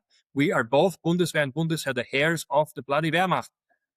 And of course, of the imperial armies of before. But the most recent heritage step is that. And our tank culture is very similar to theirs. Our blitzkrieg thinking is still there. Who do you think built up the Bundeswehr and the Bundesheer, if not veterans from World War II? Of course, it's still there. And now we see that all of our colonels and generals and brigadiers and older officers have a super hard time adapting to the reality that maneuver warfare is very difficult to do. And many of them are like coping by saying, oh, well, that's only in Ukraine because of the lay of the land, because it's all flat and everything. It's just there. Here, the war would look completely different. Maybe, maybe not. To be honest, I don't see how it looks that different once drones flying, like they're flying everywhere, no matter if there's a forest or if there's a hill or if there's more rivers or more. Yeah, it will look different in some ways, but in other ways, has changed forever. And a lot of those older colonels are not able to see that, are not able to react fast enough to a need for a complete change in tactics and logistics and drill and everything. So we're seeing now that Europe is scrambling to learn lessons from the Ukraine war, but is unable to implement them at a pace that is actually needed. That brings a deep insecurity into every armed forces. Like I tell you, I've been now serving for 21 years. I feel like a complete rookie. I feel like I'm a reenactor. As a soldier that has trained consistently for the last 21 years, I feel I'm a historical reenactor now when I go to an Austrian maneuver or any other NATO maneuver. Even if we have now already drones here or there, drones flying around, these are mostly reconnaissance drones. Like we're nowhere close to what a battlefield in Ukraine looks like in terms of logistical and technological capability and speed. We are getting to an artillery response time of 5 minutes or something like that if we're at our best. If we're cheating, we're sending literally stuff via WhatsApp instead of the systems that we should use. They're in under a minute sometimes. So I think we're deeply insecure in Europe, as we should be. I think that a lot of the conferences are hot air. And I think that a lot more needs to be done by training and by setting up realistic training and realistic training centers. And that's one thing. And the other thing is like how to think a possible step towards an integrated European armed force. And I think, again, here we have the problem with the nation states that just don't want to give up anytime soon any of their national army and capability, because that's the ultimate tool of self-determination. So what I was thinking of already years ago is to look at the French Foreign Legion as a model for the start of a European army. Like, let's think a bit Star Wars here, you know? The Imperial Stormtroopers, I know it's not a positive image for everyone, and maybe it's a bit unlucky that I choose that, but let's look at the narrative here and the development. Like, it starts as something. Every star system, every planet or whatever, every republic within the republic, or like kingdom within the republic, has their own armies. And it's only then that they start to have a separate thing. Now in Star Wars, it's used for a very negative purpose. And that's a genuine danger that we face. And so I think that this Star Wars logic, even though it is a comparison with a pop culture product, I think it lives in our minds. So I think a lot of people will be opposed to a European army because they saw Star Wars and the rise of Palpatine. They saw that, and it's a blueprint that could happen because there's a lot of analogies and it draws from reality. So yeah, it's a modern myth, right? I mean, I think Star Wars today is probably for us what for the ancient Romans or Greeks was the Iliad. It's like a myth that everyone knows and uses as a mental reference point. Literally, it is a library of archetypes. So I think a lot of people that are opposed to European army will say the two things. Well, how do we keep control and how can we make sure that it's not going to be used by Ursula von der Leyen against us? You know, Palpatine von der Leyen. How is it going to be used? How are we going to be sure that, like, they take our arms away from us and now they're going to force us into all sorts of things? You can hear the Hungarians already building up stone barricades around the border, you know, like in Austro-Hungarian times. No, and it's not a dumb question. It's not a dumb issue. It's a real issue. So what I was thinking is like, why not do both? Why not have an inferior but still expeditionary capable and strong European force, expeditionary force, which is in parallel to the national armies and which is cooperating with them. So in Austria, we have this system called Kaderpräsenzeinheiten, KPE. Those are full-time soldiers. They're mostly on the lower ranks with active, like, so there's the army and they're part of the army, but they're separate, like, kind of units where people have limited contracts for, like, I don't what it's at the moment, like 11 years or something. Typically, they're staying like between 6 and 12 years or something like that. So they can prolong several times, and they can go into the regular army career later or into a civilian career. And so regular army non-commissioned, also NCOs and officers can do that just normal army career and become assigned to one of those units and then rotate out again from them. Yeah? And those are the rapid response forces, basically. So we have them in different types of battalions. And in my battalion, we have also a company of rapid response forces like them. So they're a full-time. And so my militia company is also made up mainly of veterans from those full-time forces, which makes for a really effective blend of things. So I was thinking of marrying this kind of system with the French Foreign Legion concept so that we have like legions in every European country, one or more, that are under command of a European institution, of a European command structure. And personnel from the national army can do opt-in contract into that unit in their own nation, can go in for a limited time and then rotate out again, go into the command of the European Union and out of the national command and come back into the national command. And we can also there apply what the French Foreign Legion does, namely get personnel, because our number one problem in Europe at the moment is not just tanks or like vehicles and stuff that you can buy. It's the stuff that you can't buy. That's personnel. It's people that are willing to go into the armed forces. We're all like screeching because we can't get enough people into our newly formed battalions, you know? So why not open the door to the very best in the entire world? That's what the French Foreign Legion does, and they never have personnel problems. It's the only unit in all of Europe, I would say, that never has too few personnel, because they open the door not to anyone, not to just, like the typical sort of useless migrants that some people would say that just come in and then they're here and we never get rid of them. No, they open the door to the very best. And we have this luxury in Europe. We can tell people from Nepal, I think in Gurkhas, to Australia, New Zealand, to South America. There's loads of them coming out now there, like in Ukraine. Loads of South Americans are willing to fight for a better life at the literal front line. So we can get them in, put them to the rigorous and really demanding training, just like before French Foreign Legion. So we get rid immediately of those that just like, want to pretend a little bit and that are not really loyal at the end of the day. Any former legionnaire is fiercely loyal to France and to his unit and his comrades. So what we get is the best coming in, serving, becoming fiercely loyal to the European Union. They can choose after their service the citizenship of one of the European nations that they want. It's a very, very powerful incentive.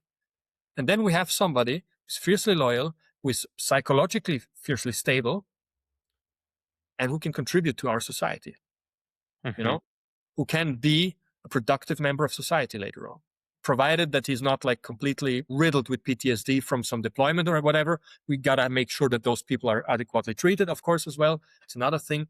But like in general, you get pretty good members of societies out of those units. Then you can have national specializations, just as we have it already today. Austria, for example, has the Alpine Excellence Center.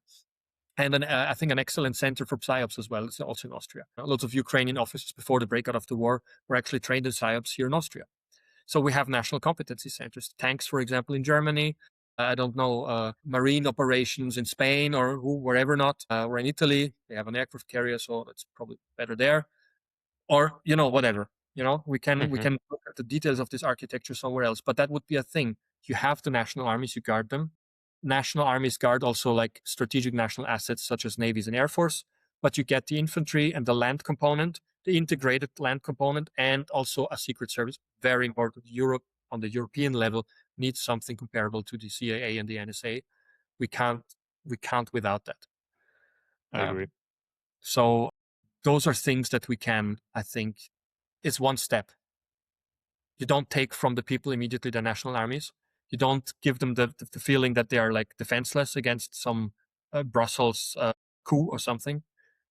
And you give the European Union, us all together, enough firepower and manpower to have an actual sophisticated expeditionary power and land force. And I've discussed this with several officers also here at the Landesverteidigungsakademie in Austria.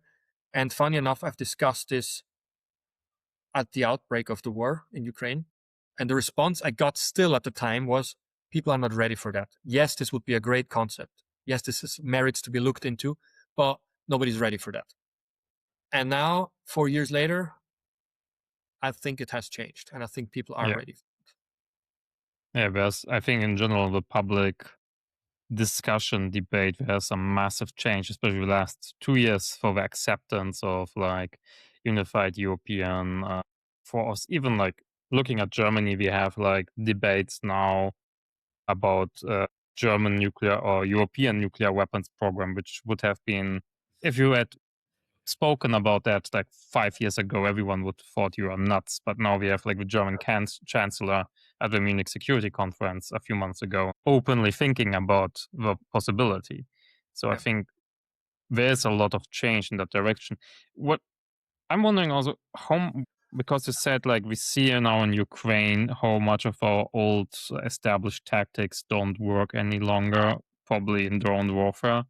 How big of a factor is like experience? Because from what I read, like the Chinese have also the problem that the PLA has basically no experience except of like clubbing down demonstrators in Xinjiang. So they also try to send now more of their soldiers to like UN missions in Africa.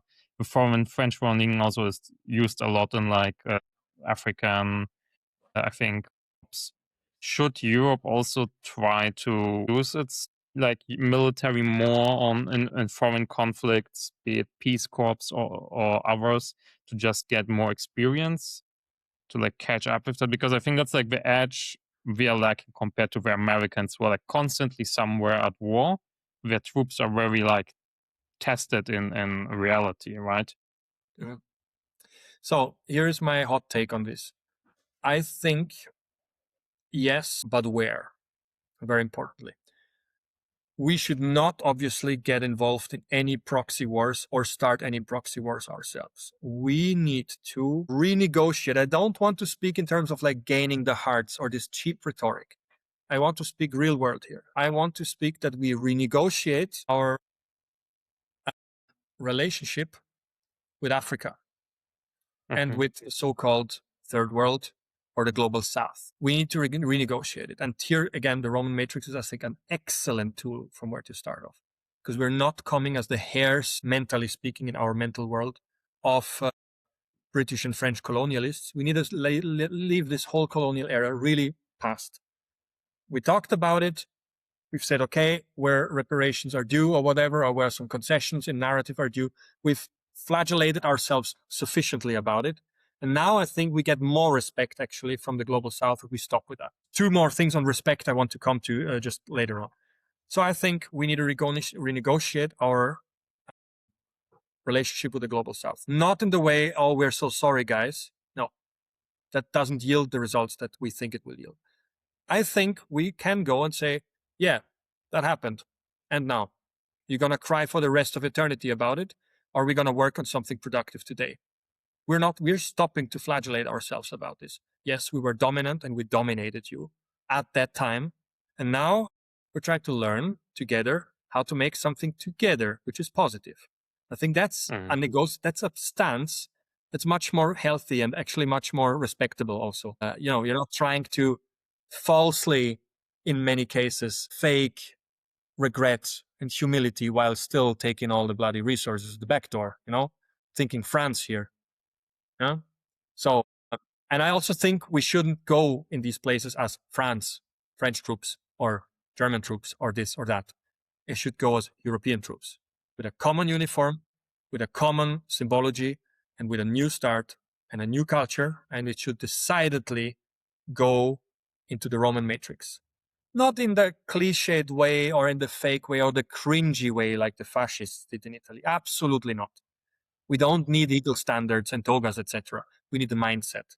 That's a different thing. So taste, we need taste, good taste. So there's that thing.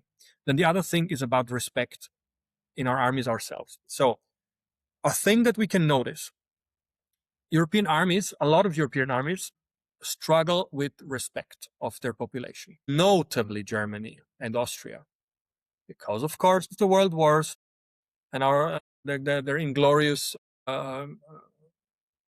history, but also because our armies are not really armying much, are they? So that means, like, are they something to be proud of? Many people don't like. See, the thing is, an army that can't do what an army is supposed to do, namely exert the maximum force in order to bring through the state's interest, but maintain integrity and also maintain dignity, that's an army which will not necessarily have the respect of its population. Now, our armies are very much on integrity, morality, dignity.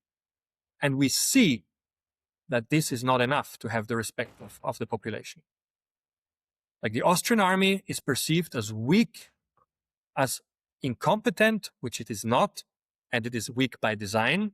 So those are two things that are there by design, by political will and design, which ultimately derives from the population. So the self-feeding loop, self-defeating loop a little bit. But the Austrian army is very much not as respected among the young people, especially in urban environments, as it should be in a healthy society.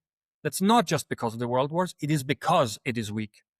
A weak army will always be laughed at and not respected in its own country. The same in Great Britain. The British army is not that respected anymore. Its history maybe is. But what it is currently, it's not very respected. Why? Weakness. Perceived weakness. The French army, in light of recent developments and how they got like kind of booted out of Africa, they're losing respect at home as well. So, you know, armies that are not respected and not cherished or not like believed in, that has a lot to do with their strength. And so Europe, I think we need to stop this self-defeating loop in a way. Don't you agree? Like we need to find a way in how we can strengthen our armies and our self-confidence, because that's how we will then get a more healthy kind of relationship with them. Yeah. Well, I mean, I'm somewhat of an outsider. I've worked in defense policy and had to do a lot with army people, but I never served myself. So I have mostly of an outside take. And my impression is that that's true, but also what you said, but also what's often lacking is like a sense of purpose. Because Yeah. especially like I have, for example, a friend of mine who was also actually an officer in the Austrian army, and he quit his service to go to Ukraine, and he is now a drone operator there, even at a way lower rank when he was in the Austrian army. But he just said, well, he became a soldier to also defend democracy and use his soldier skills and not just sit around and patrol the German Austrian border or do just training. And I think that's maybe I think also in Germany more the perspective is often that the German army, if it does something, maybe except of like Kosovo, it's often like fighting American imperial projects in Afghanistan and Iraq, and not really being the force of democratic good it should supposed to be according to the constitution. And I think it's changed in recent years. Also in Germany, I think we have also more people joining the German Bundeswehr now. I think like 15% up recruiting numbers. You see also way more soldiers in the public because they can use public transport for free if they wear their uniforms. So it's very common to see now soldiers in the uniforms, and it's way more normalized and more expected. But I think there's still this issue of like identity of being, are we just like a mercenary troop for American interests in the Middle East, or do we actually do something for European or our own domestic interests? From like my outside perspective, I think this purpose identity question is something that's also looming large from the soldiers that I know personally. I know, Absolutely. what's your take? No, absolutely. You're completely right, and I want to jump in right there. So I think you've put the finger on a very big wound in the European soldiers' mind or soul. And that is that, I'm gonna say it bluntly, but I, as Austrian, have the privilege that I'm in a perform a neutral state, and all we're doing is like all these peace support operations like Bosnia, Kosovo, Lebanon, etc. We were in Chad also with some troops. We in Mali, and generally we have a very, very positive experience all over there because we are perceived now as a sort of small enough, harmless enough, competent enough, and friendly enough. So oftentimes, I've just a little anecdote in Mali and in Chad, for example, the Austrian troops are often among the very few that could drive out of the camp without armored vehicles, and we weren't shot at. The French, oftentimes, as soon as their nose peeked out the front gate, they got fire. You know, same mission, same purpose. Why do they shoot on the French? Why didn't they shoot the Austrians, which were literally going out in unarmored, topless vehicles? And the Austrians had engagements. Our special forces, Jagdkommando, especially famously in Chad, there was fierce engagements where like some government troops, I think it's okay already to talk about that by now. Some government troops, it seems, have marauded and went rogue. As far as I recollect now, don't pin me down on the details, but like there was a firefight and a village where people were getting killed, raped, etc. And at night, and our soldiers engaged and eliminated the entire, like vastly superior in terms of numbers. Force was a small fire team of our guys. They eliminated the complete attacking force and saved the village. But after that, they had huge respect, even from the force that they actually engaged with, which I think was a government force at the time, or like some militia that was government close. So those things happen. So I think respect and purpose is a very, very big thing. The Austrians there felt they had a purpose. We feel also in the other missions that we have a purpose. And I want to pick up here on the comrade that went to Ukraine. Now I can understand that, but I think that is different from purpose. What he was describing, and we had several people that are talking about this. They're like, okay, I've trained all my life. As an individual, I personally have trained, and now I feel like all my training is going to waste. I'm not doing anything. It's like, buddy, that's not really what you're supposed to do in an army. Like, I would say, like, if you really feel like you need that personal you quest where you put your training and your all your imaginations of like needing to be there for people to the fore and need to experience that, then you're thinking like a knight of the round table, maybe, to use a positive image, or like an adventure seeker, or like somebody that needs to prove something to himself. It's totally fine to be soldier in a European army and train all your life, and the only thing you'll ever do is stand guard at the border. That is totally fine, and that is the ideal existence of a soldier. That is what you, at the end of your life, kind of should be happy to have been able to live. Because if you come back with your soul shred in thousand shards from what you've lived in war, I don't know so many war veterans who say, oh, I'm so happy that I lived this. There are some. Yeah. They are. Most people are not cut from that cloth. And I think those people are adventurous. Those that are cut from that cloth are adventurous, not your average soldier. So we don't need that culture. I don't think that's the culture that we need, that adventurism, that, well, we trained so much now, let's look at. That's the same toxic mentality that led droves of youth to sign up in the first days of World War I, thinking they're going for the adventure of their life. They went for the catastrophe of the century. That's what they did. I mean, yeah, actually, that was one of the driving forces, I think, of many things in European history that were often a bit unhealthy. Like even like colonialism was mostly driven by young, adventurous men who like didn't inherit anything at home because they were like the second oldest son or whatever, and they went just to Africa or South America to make Conquistadors. conquistadors, yeah, to experience something. Maybe like because we're also talking now for quite some time, let's you have to I love talking to you because you have, as I said in the beginning, you have such a broad knowledge as a musician, as a soldier, as a reenactor. Let's try to like starting to sail the ship back into the port. You talked now a lot about your experience as a soldier. How does that also tie in what you're doing now as an at the same time as an reenactor, Roman reenactor?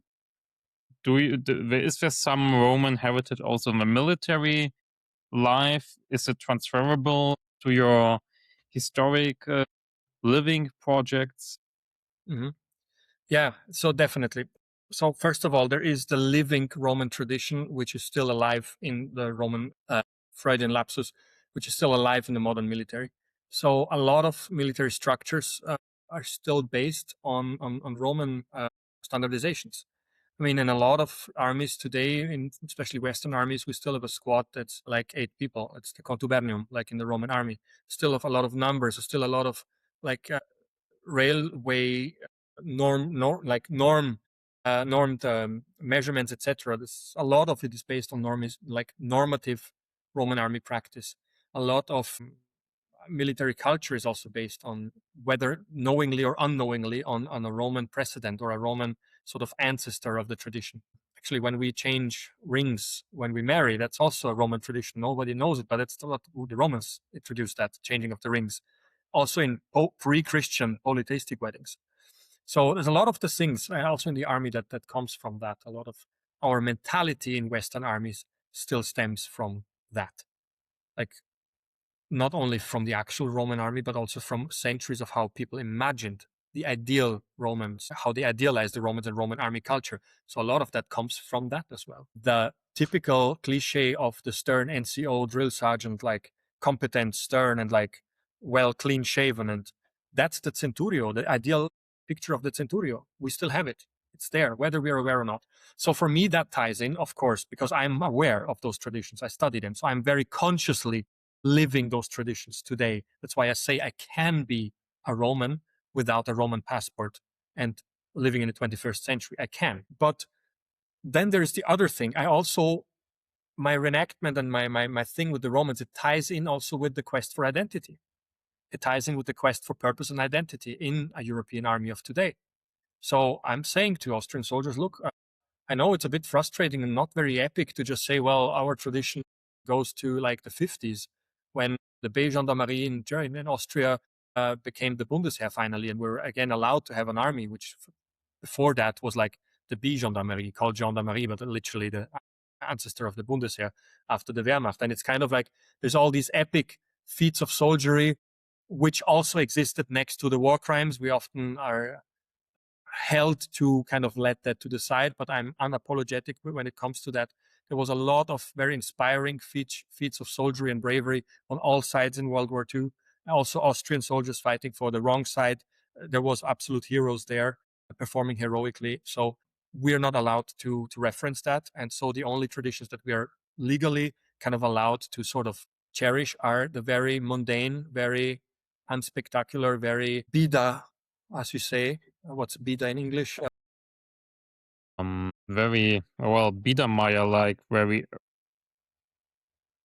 Yeah, I don't know unexcited. if it's unexcited, boring. Yeah.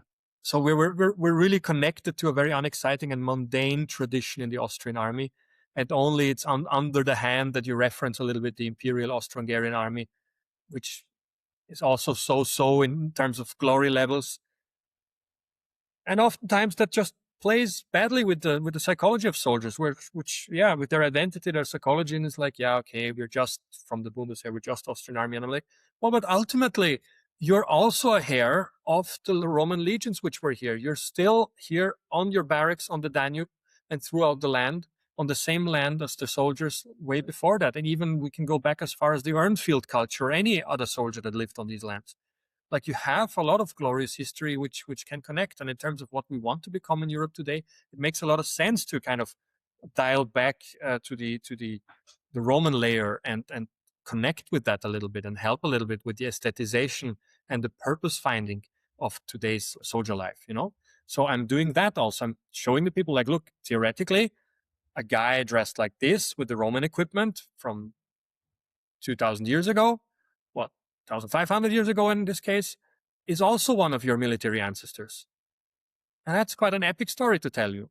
Like if I'm here and I see myself in an unbroken tradition from the Roman army as an institutional stately army and not just a tribal confederation of warriors, it's a big difference, then I have some depth of identity, then I have some depth of purpose. And it doesn't have to be either going to fight for some private contractor company or like with the Kurds in Syria or with the Ukrainians. It's enough to feel that you have that here in Austria and you feel your purpose as a soldier in Austria, which is a peaceful country, God thanks today, in the European Union. Yeah. Yeah, I mean, that's also what I think what's most healthy to aspire is for peace and European unification. Also, the European idea, European project is very much about ensuring peace and no more like brother wars. I think the Yeah. European armies are some of the most successful armies in the world because we have peace since so many decades. That's armies doing their job very well, and politics, you know? So I don't complain about that heritage either. Yeah. Successful deterrence and maintaining peace is like the highest success. Now, speaking of like Europe and the revived Roman matrix, looking forward, what are the projects you are currently pursuing, and maybe the change you Yeah. want to bring and see in Europe by what you're doing right now? So I definitely am on a sort of naive romantic quest to re-Romanize the spirits. So I'm doing this, of course, with Roman dress and with Roman historical culture, etc. That's my way of connecting. I genuinely do prefer these clothes to modern clothes. It's just a small parenthesis. Materials are higher quality. It's all hand woven linen. It's all made in Europe or in North Africa or around the Mediterranean. Super high quality materials. It's super great life feeling and Do you make them with yourself? the, huh? If I Some of sorry if them. I may interject. No, some That's some stuff like the simpler stuff which I'm using to do dirty work, etc. For example, I make them myself. It's all made from pristine materials. They're hand woven, plant dyed, really in a historical way. It's super great quality. It feels great on your body. It feels great with the temperatures, especially in summer, but also in winter. Everybody that I make that I give the chance to wear this dress for the first time is like, wow, this actually feels really great. I'd love to actually run around like that rather than with the modern stuff. Like, right? mhm, Yeah. So I think also that's also part of the postmodern landscape of today that I can also dress like that. I can dress like a goth, modern one. I can dress like a punk. I can dress like, I don't know, a prepper. I can dress like a guy that goes to the yacht club, or I can dress like a Roman. That's all possible today. So I'm just choosing to mhm. dress like a Roman. But I use it also then again for my projects, etc. And so I'm trying to bring, as I said earlier, to bring the Roman matrix in all its depth back to the discussion and back to people's attention. That's why I'm consciously wearing this also within the setting of the 21st century and not just in a museum, not just on the Roman archaeological site. But I'm also trying to promote more living history festivals at those sites with more international groups coming and participating, because that's the key to opening people's minds. When they see there's a group from Bulgaria here, a group from France, a group from Slovenia and Croatia, and from Serbia, and like Serbs and Croats and everything in Balkan, but they're all there celebrating their common Roman heritage. That's when people start to think about, oh, wait a minute, there was something the Romans did that's kind of useful today, that's kind of beautiful, that kind of reminds me of what we could also do today or where we're going anyway. It's that, you know? Plus, then you have like the strength of the legions. They're marching up and down and nice armor, and it's like looking good. And people are like, oh, cool. So there's a martial component as well. And they see, oh, all these European nations together. Cool. So that works. When it works with Rome, when it worked in Rome at the time, but it works with Rome today as well. Because give me another context where you get all of these people from these different nations marching together, like other than fantasy stuff, but like actual things that have like space state sponsorship behind them. Not so many contexts where that's possible. In most Yeah. other contexts, you'd always have the other Europeans against each other. But in that context, you can even have people that were formerly against the Roman Empire now integrated. You can have people of Germanic, Scandinavian, Slavic descent marching in the Roman army as well. They're not inherently opposed to each other. They're not. Like it's not about ethnic conflict. That's the great thing. So I want that. Then how am I doing this? I am embark on a very big adventure. I want to circumnavigate the entire frontiers of the Roman Empire. It's a very, very big project also of the UNESCO World Heritage Fund. Namely, UNESCO wants to make the frontiers of the Roman Empire into the biggest UNESCO World Heritage Site in the world. Now, there is Hadrian's Mhm. Wall is already part of that. Parts of the German limes are already part of it. The Austrian Danube limes is part of it, the Slovakian one. And now they're pressing forward with Croatia, Serbia, Bulgaria, Romania for the Danube. Hungary is still missing because during the Orban government, there was a decidedly anti-Roman sentiment in the country to the advantage of like the more steppe nomad oriented historical narrative that the Hungarians still cherish today. But it was decidedly, we decide to be steppe nomads and focus on that, and against the Romans, because the Romans are kind of the EU and we are kind of in a beef with them. There was Mhm. this feeling, and it was openly spoken about in Hungary. That's why Hungary twice bailed out in the last minute from the UNESCO World Heritage Site nomination for the entire Danube limes. And so the last time they bailed out, last minute, everything was prepared. And yeah, Hungarian archaeologists were exacerbated, like exhausted with the political decision. UNESCO said, well, okay, let's just keep Hungary out and give the statues anyway to Austria, Slovakia, and so on. And the Hungarians just join later when they are ready. So maybe they are ready now. We'll see. Time will tell, hopefully. But decidedly, their steppe heritage focused narrative is a bit of an anti-EU thing as well in the era Orban, and they're not wanting the Roman limes as a big heritage site connecting so many European countries. It's also a little bit of a point in that direction. But I want to circumnavigate Fascinating. all of this because it includes Northern Africa, it includes the Middle East, it includes Turkey as well, etc.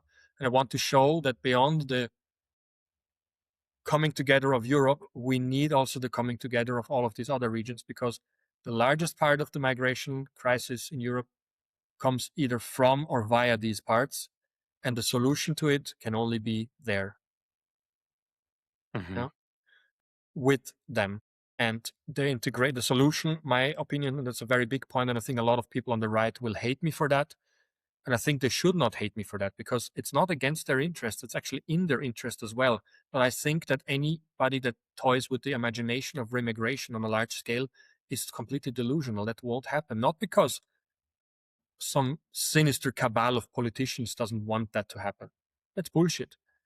It's because a large segment of the European population itself doesn't want that to happen.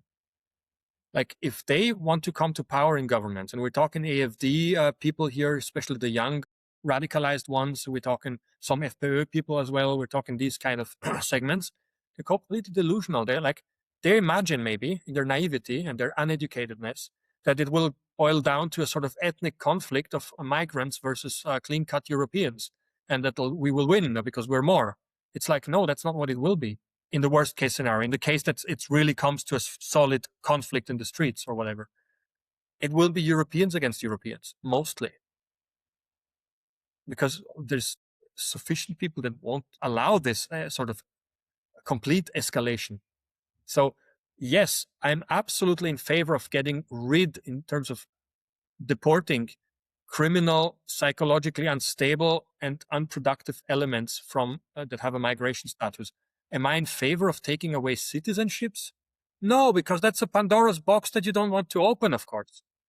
Like, I'm, of course, in favor of dealing with the very measurable problems with certain populations by adapting ourselves in terms of how we handle that in legal terms, how the persecution of that can be handled, and that we give a signal that our political elite is not whitewashing or soft washing that.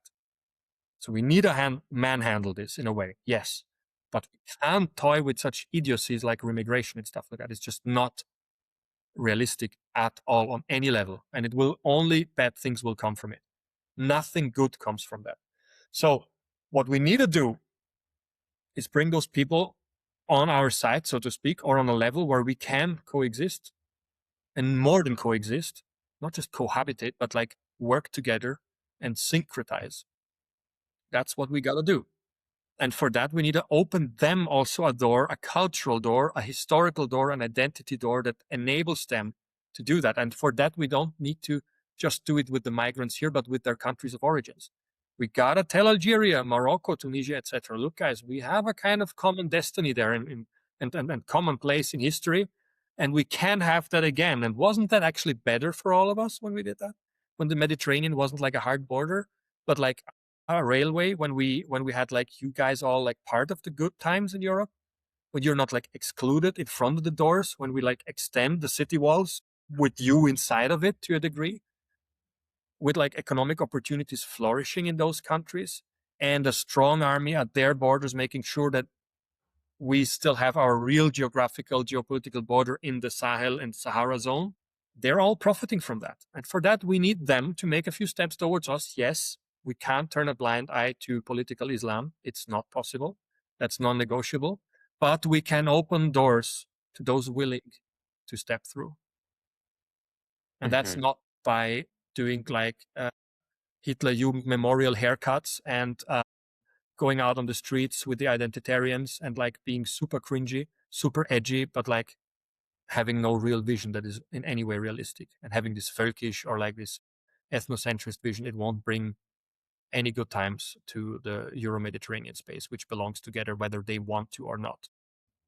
Yeah, I very much agree. I mean, anyone I think with some real knowledge about European history and not just some superficial meme collection in their brains, so especially like ethnocentric divisions and perspectives. There was not a single time in European history that ended well. Didn't end well on the Balkan in recent decades, didn't end well during the Second World War and also before that in the 19th century. But going back to what you said, but that's like one of the goals of your circumvention of borders of a Roman Empire. So basically, just to understanding, you want to, in original Roman clothing and with technological means from the ancient Roman times, circumvent all the Mediterranean basin, basically. Exactly. Yeah. Yeah, apologies, I got sidetracked there because all of it is Yes. dense with ideas and meaning that it's so easy to get sidetracked. So yes, plain and simple, I'm going to wear Roman fashion and equipment from roughly the early to late imperial times, and mostly from late antiquity because that's the narrative that connects the most. And I'm going to, by foot, by horse, and by historical boat reconstruction, do the entire frontiers of the Roman Empire. So though they're not necessarily everywhere really visible frontiers. So, for example, on the Rhine and the Danube, it's very visible, very geographically static. But for example, in Northern Africa, in the desert, it's not static. There is no defined border. There was no border stone. It was a zone. It's like Roman influence phases out into the desert sort of thing. So there, I will obviously not just cross the desert in the middle of the desert for the desert's sake, but I will go along the coasts where the population centers are, because what my goal is to show everybody that this is a contingent cultural civilizational space in history. And it's only in recent centuries, quite recent centuries, actually just the last 15 centuries, that we have this as a really kind of perceive it as a divided space, a fundamentally civilizationally divided space. And if we come back to this pre-Western, pre-Islamic civilizational space, we see that we can open that door again to the future. It's not a door that is forever closed. It is a door that can be opened again. And if I am the embodiment of that, with that journey, with the hardship, with also the length of the journey, it's about over 16,000 kilometers. That'll take years. I'll be not there on the road for the entire time. It will be not one big journey. It will be done in chunks because I have also responsibility at home. I have to earn some money. I'm not sure like that people will sponsor this to the degree that I hope, but I hope that it will get enough views, followership, etc., and interest from people and also institutions to see it worthy as helping to support it financially, because there's certain stretches, especially in the West Asia and in North Africa, that cannot be surmounted without some significant investment. I need to buy at least 2 horses, if not 4, one pack horse, and I will be also accompanied for large chunks of it by some friends, like for example Hugo. He will come already now. Actually, next week we're starting with the first official part of that journey. We are sailing across the Irish Sea, so from Wales up to Scotland, with a reconstructed boat from the 5th century AD. So one of the boats that St. Patrick or all those saints like St. Columban, St. Brioc, etc., these early medieval late antique saints would have used in the British Isles. So we're sailing with one of them, only with historical means, only with historical dressed crew, those several hundred nautical miles from Wales, from the south of Wales, actually from originally Cornwall up to Hadrian's Wall. And then I have done Hadrian's Wall already last year. So basically there's a few stretches of the Limes that I've already done. In 2021, in the pandemic, I've done the entire Danube Limes in Austria from Passau to Bratislava, 350 kilometers. I have done already about 150 kilometers in Germany on the Limes. And I have done about 450 kilometers in Bulgaria and Romania with a Roman ship reconstruction on the Danube that I had reconstructed in an EU project, in an Interreg project a couple of years ago. And we're hoping to do more of the rivers with that ship again at some point. And now we're doing with the ship, the British Isles. And the next step is to find horses, because I will need horses. I will need very specific horses. Probably I will have to go to Morocco or to Northern Africa to find those horses. We need long distance horses that are trained and already reared in that way. So we have to talk with our Amazigh Berber friends in North Africa that they have the best and most historical horses for that period. So it is already an integrative project. It is already a project that cannot be done without all craftspeople and traditional culture from the entire region of the Roman Empire working together. We need the horses from North Africa. We need the craftspeople from Europe and from North Africa and from the British Isles and from the Black Sea, and we need locals to help us. So it is a project that brings everyone together. It's not so much about Mhm. me. I'm just a projection surface for that wider idea. It's about the manifestation of that ancient empire in today's world. And I, through that journey, want to help itself manifest itself again in today's world via people working together, via traditions seamlessly working together and coming back to life. It's a very beautiful and very ambitious project. I'm very much looking forward to seeing you succeed with it and wishing you the best of luck. Also, a lot of respect, especially thinking of North African and Middle Eastern parts. I think some of the stretches will be also a bit dangerous, depending on the political situation. I mean, Syria, thankfully, is now more stable again, somewhat. But if people want to like follow you and support you, you have a also very active social media presence. Yeah. And you're also organizing, after Age of Constantine, you have this very active social media presence.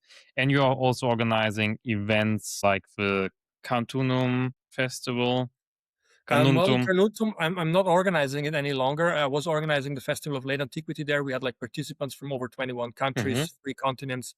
It was generally one of the highest quality living history events there was. That has, due to funding reasons, unfortunately been discontinued last year. So now I'm just part of the other Roman festival, which is a multi-period festival in Carnuntum, but I'm organizing partly the Battle of the Frigidos festival in Slovenia. I'm helping to organize also some other festivals in Italy, in Germany, and in now we are also looking at Croatia. I might be doing a new festival on the islands in Croatia. Actually, the next couple of months, I'm going to live in a Roman tent, only dressed with Roman and with Greek archaic clothes and equipment on Dalmatian Island, so the island of Hvar in Croatia. I'm teaching there kids in a school the ancient Homeric epics, so mainly the Odyssey, but also the Iliad then, and not just via the lens of Bronze Age or like early Iron Age culture or classical Greek culture, but also through the Roman lens, because and the modern lens as well. So we're looking into all of that, what it means for Europe today, these epics. But I'm going to live completely immersed in a historical way in a tent, in a leather tent on the island. And I'm going to teach the kids wearing the ancient clothes and showing them, teaching them also how to throw the spears, how to make the bronze weapons, the early iron weapons, how all of this is so that they have a really tactile feeling and they can really connect with the time and not just see it as some strange ancient tale that they have to now learn, but like they really feel what it meant to be Achilles or like Odysseus, and that's slowed down. And we're going to be in the olive trees and in the groves, and I'm going to be like Plato or Aristotle to telling them there, talking with them about it all.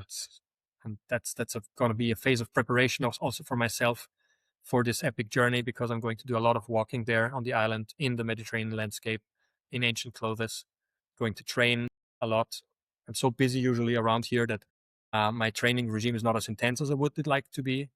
So I'm going to be definitely jacking up there in ancient ways of training and to prepare my body for this journey as well, which is very necessary. Wow. It sounds beautiful. Especially, I mean, I think we can all nowadays need not only a little bit more of a Romanitas spirit, but also like this more, it's a little bit maybe slower approach to life and Yeah. more in touch with our history and with nature. It Yes. sounds like very grounded. I myself, as someone who works a lot of digitally, I sometimes feel like I'm living more in the virtual world than in real life. And your ways sound very more grounded and very healthy. Thank you. And I think it is that way. Yes. To be honest, I have also a lot of digital work to do, of course. So I'm not preaching from a high stool, but I designed my life in that way that I have access to this world and I can live in this world and I'm free to engage in modernity when it suits and in antiquity when it suits.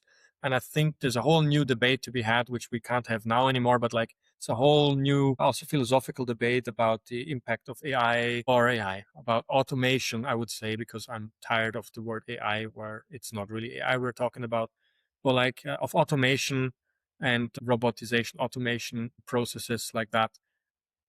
I hope and I think they will deliver actually a life that's looking more like the ideal life in antiquity, where you have more time for sitting under the olive trees and thinking about the world, enjoying a simple piece of music and distilling out of it all the finesse, or like just enjoying a glass of wine, not binge drinking because you have to, because your days of work was so exhausting mentally, but because you really enjoy the cultural landscape around it.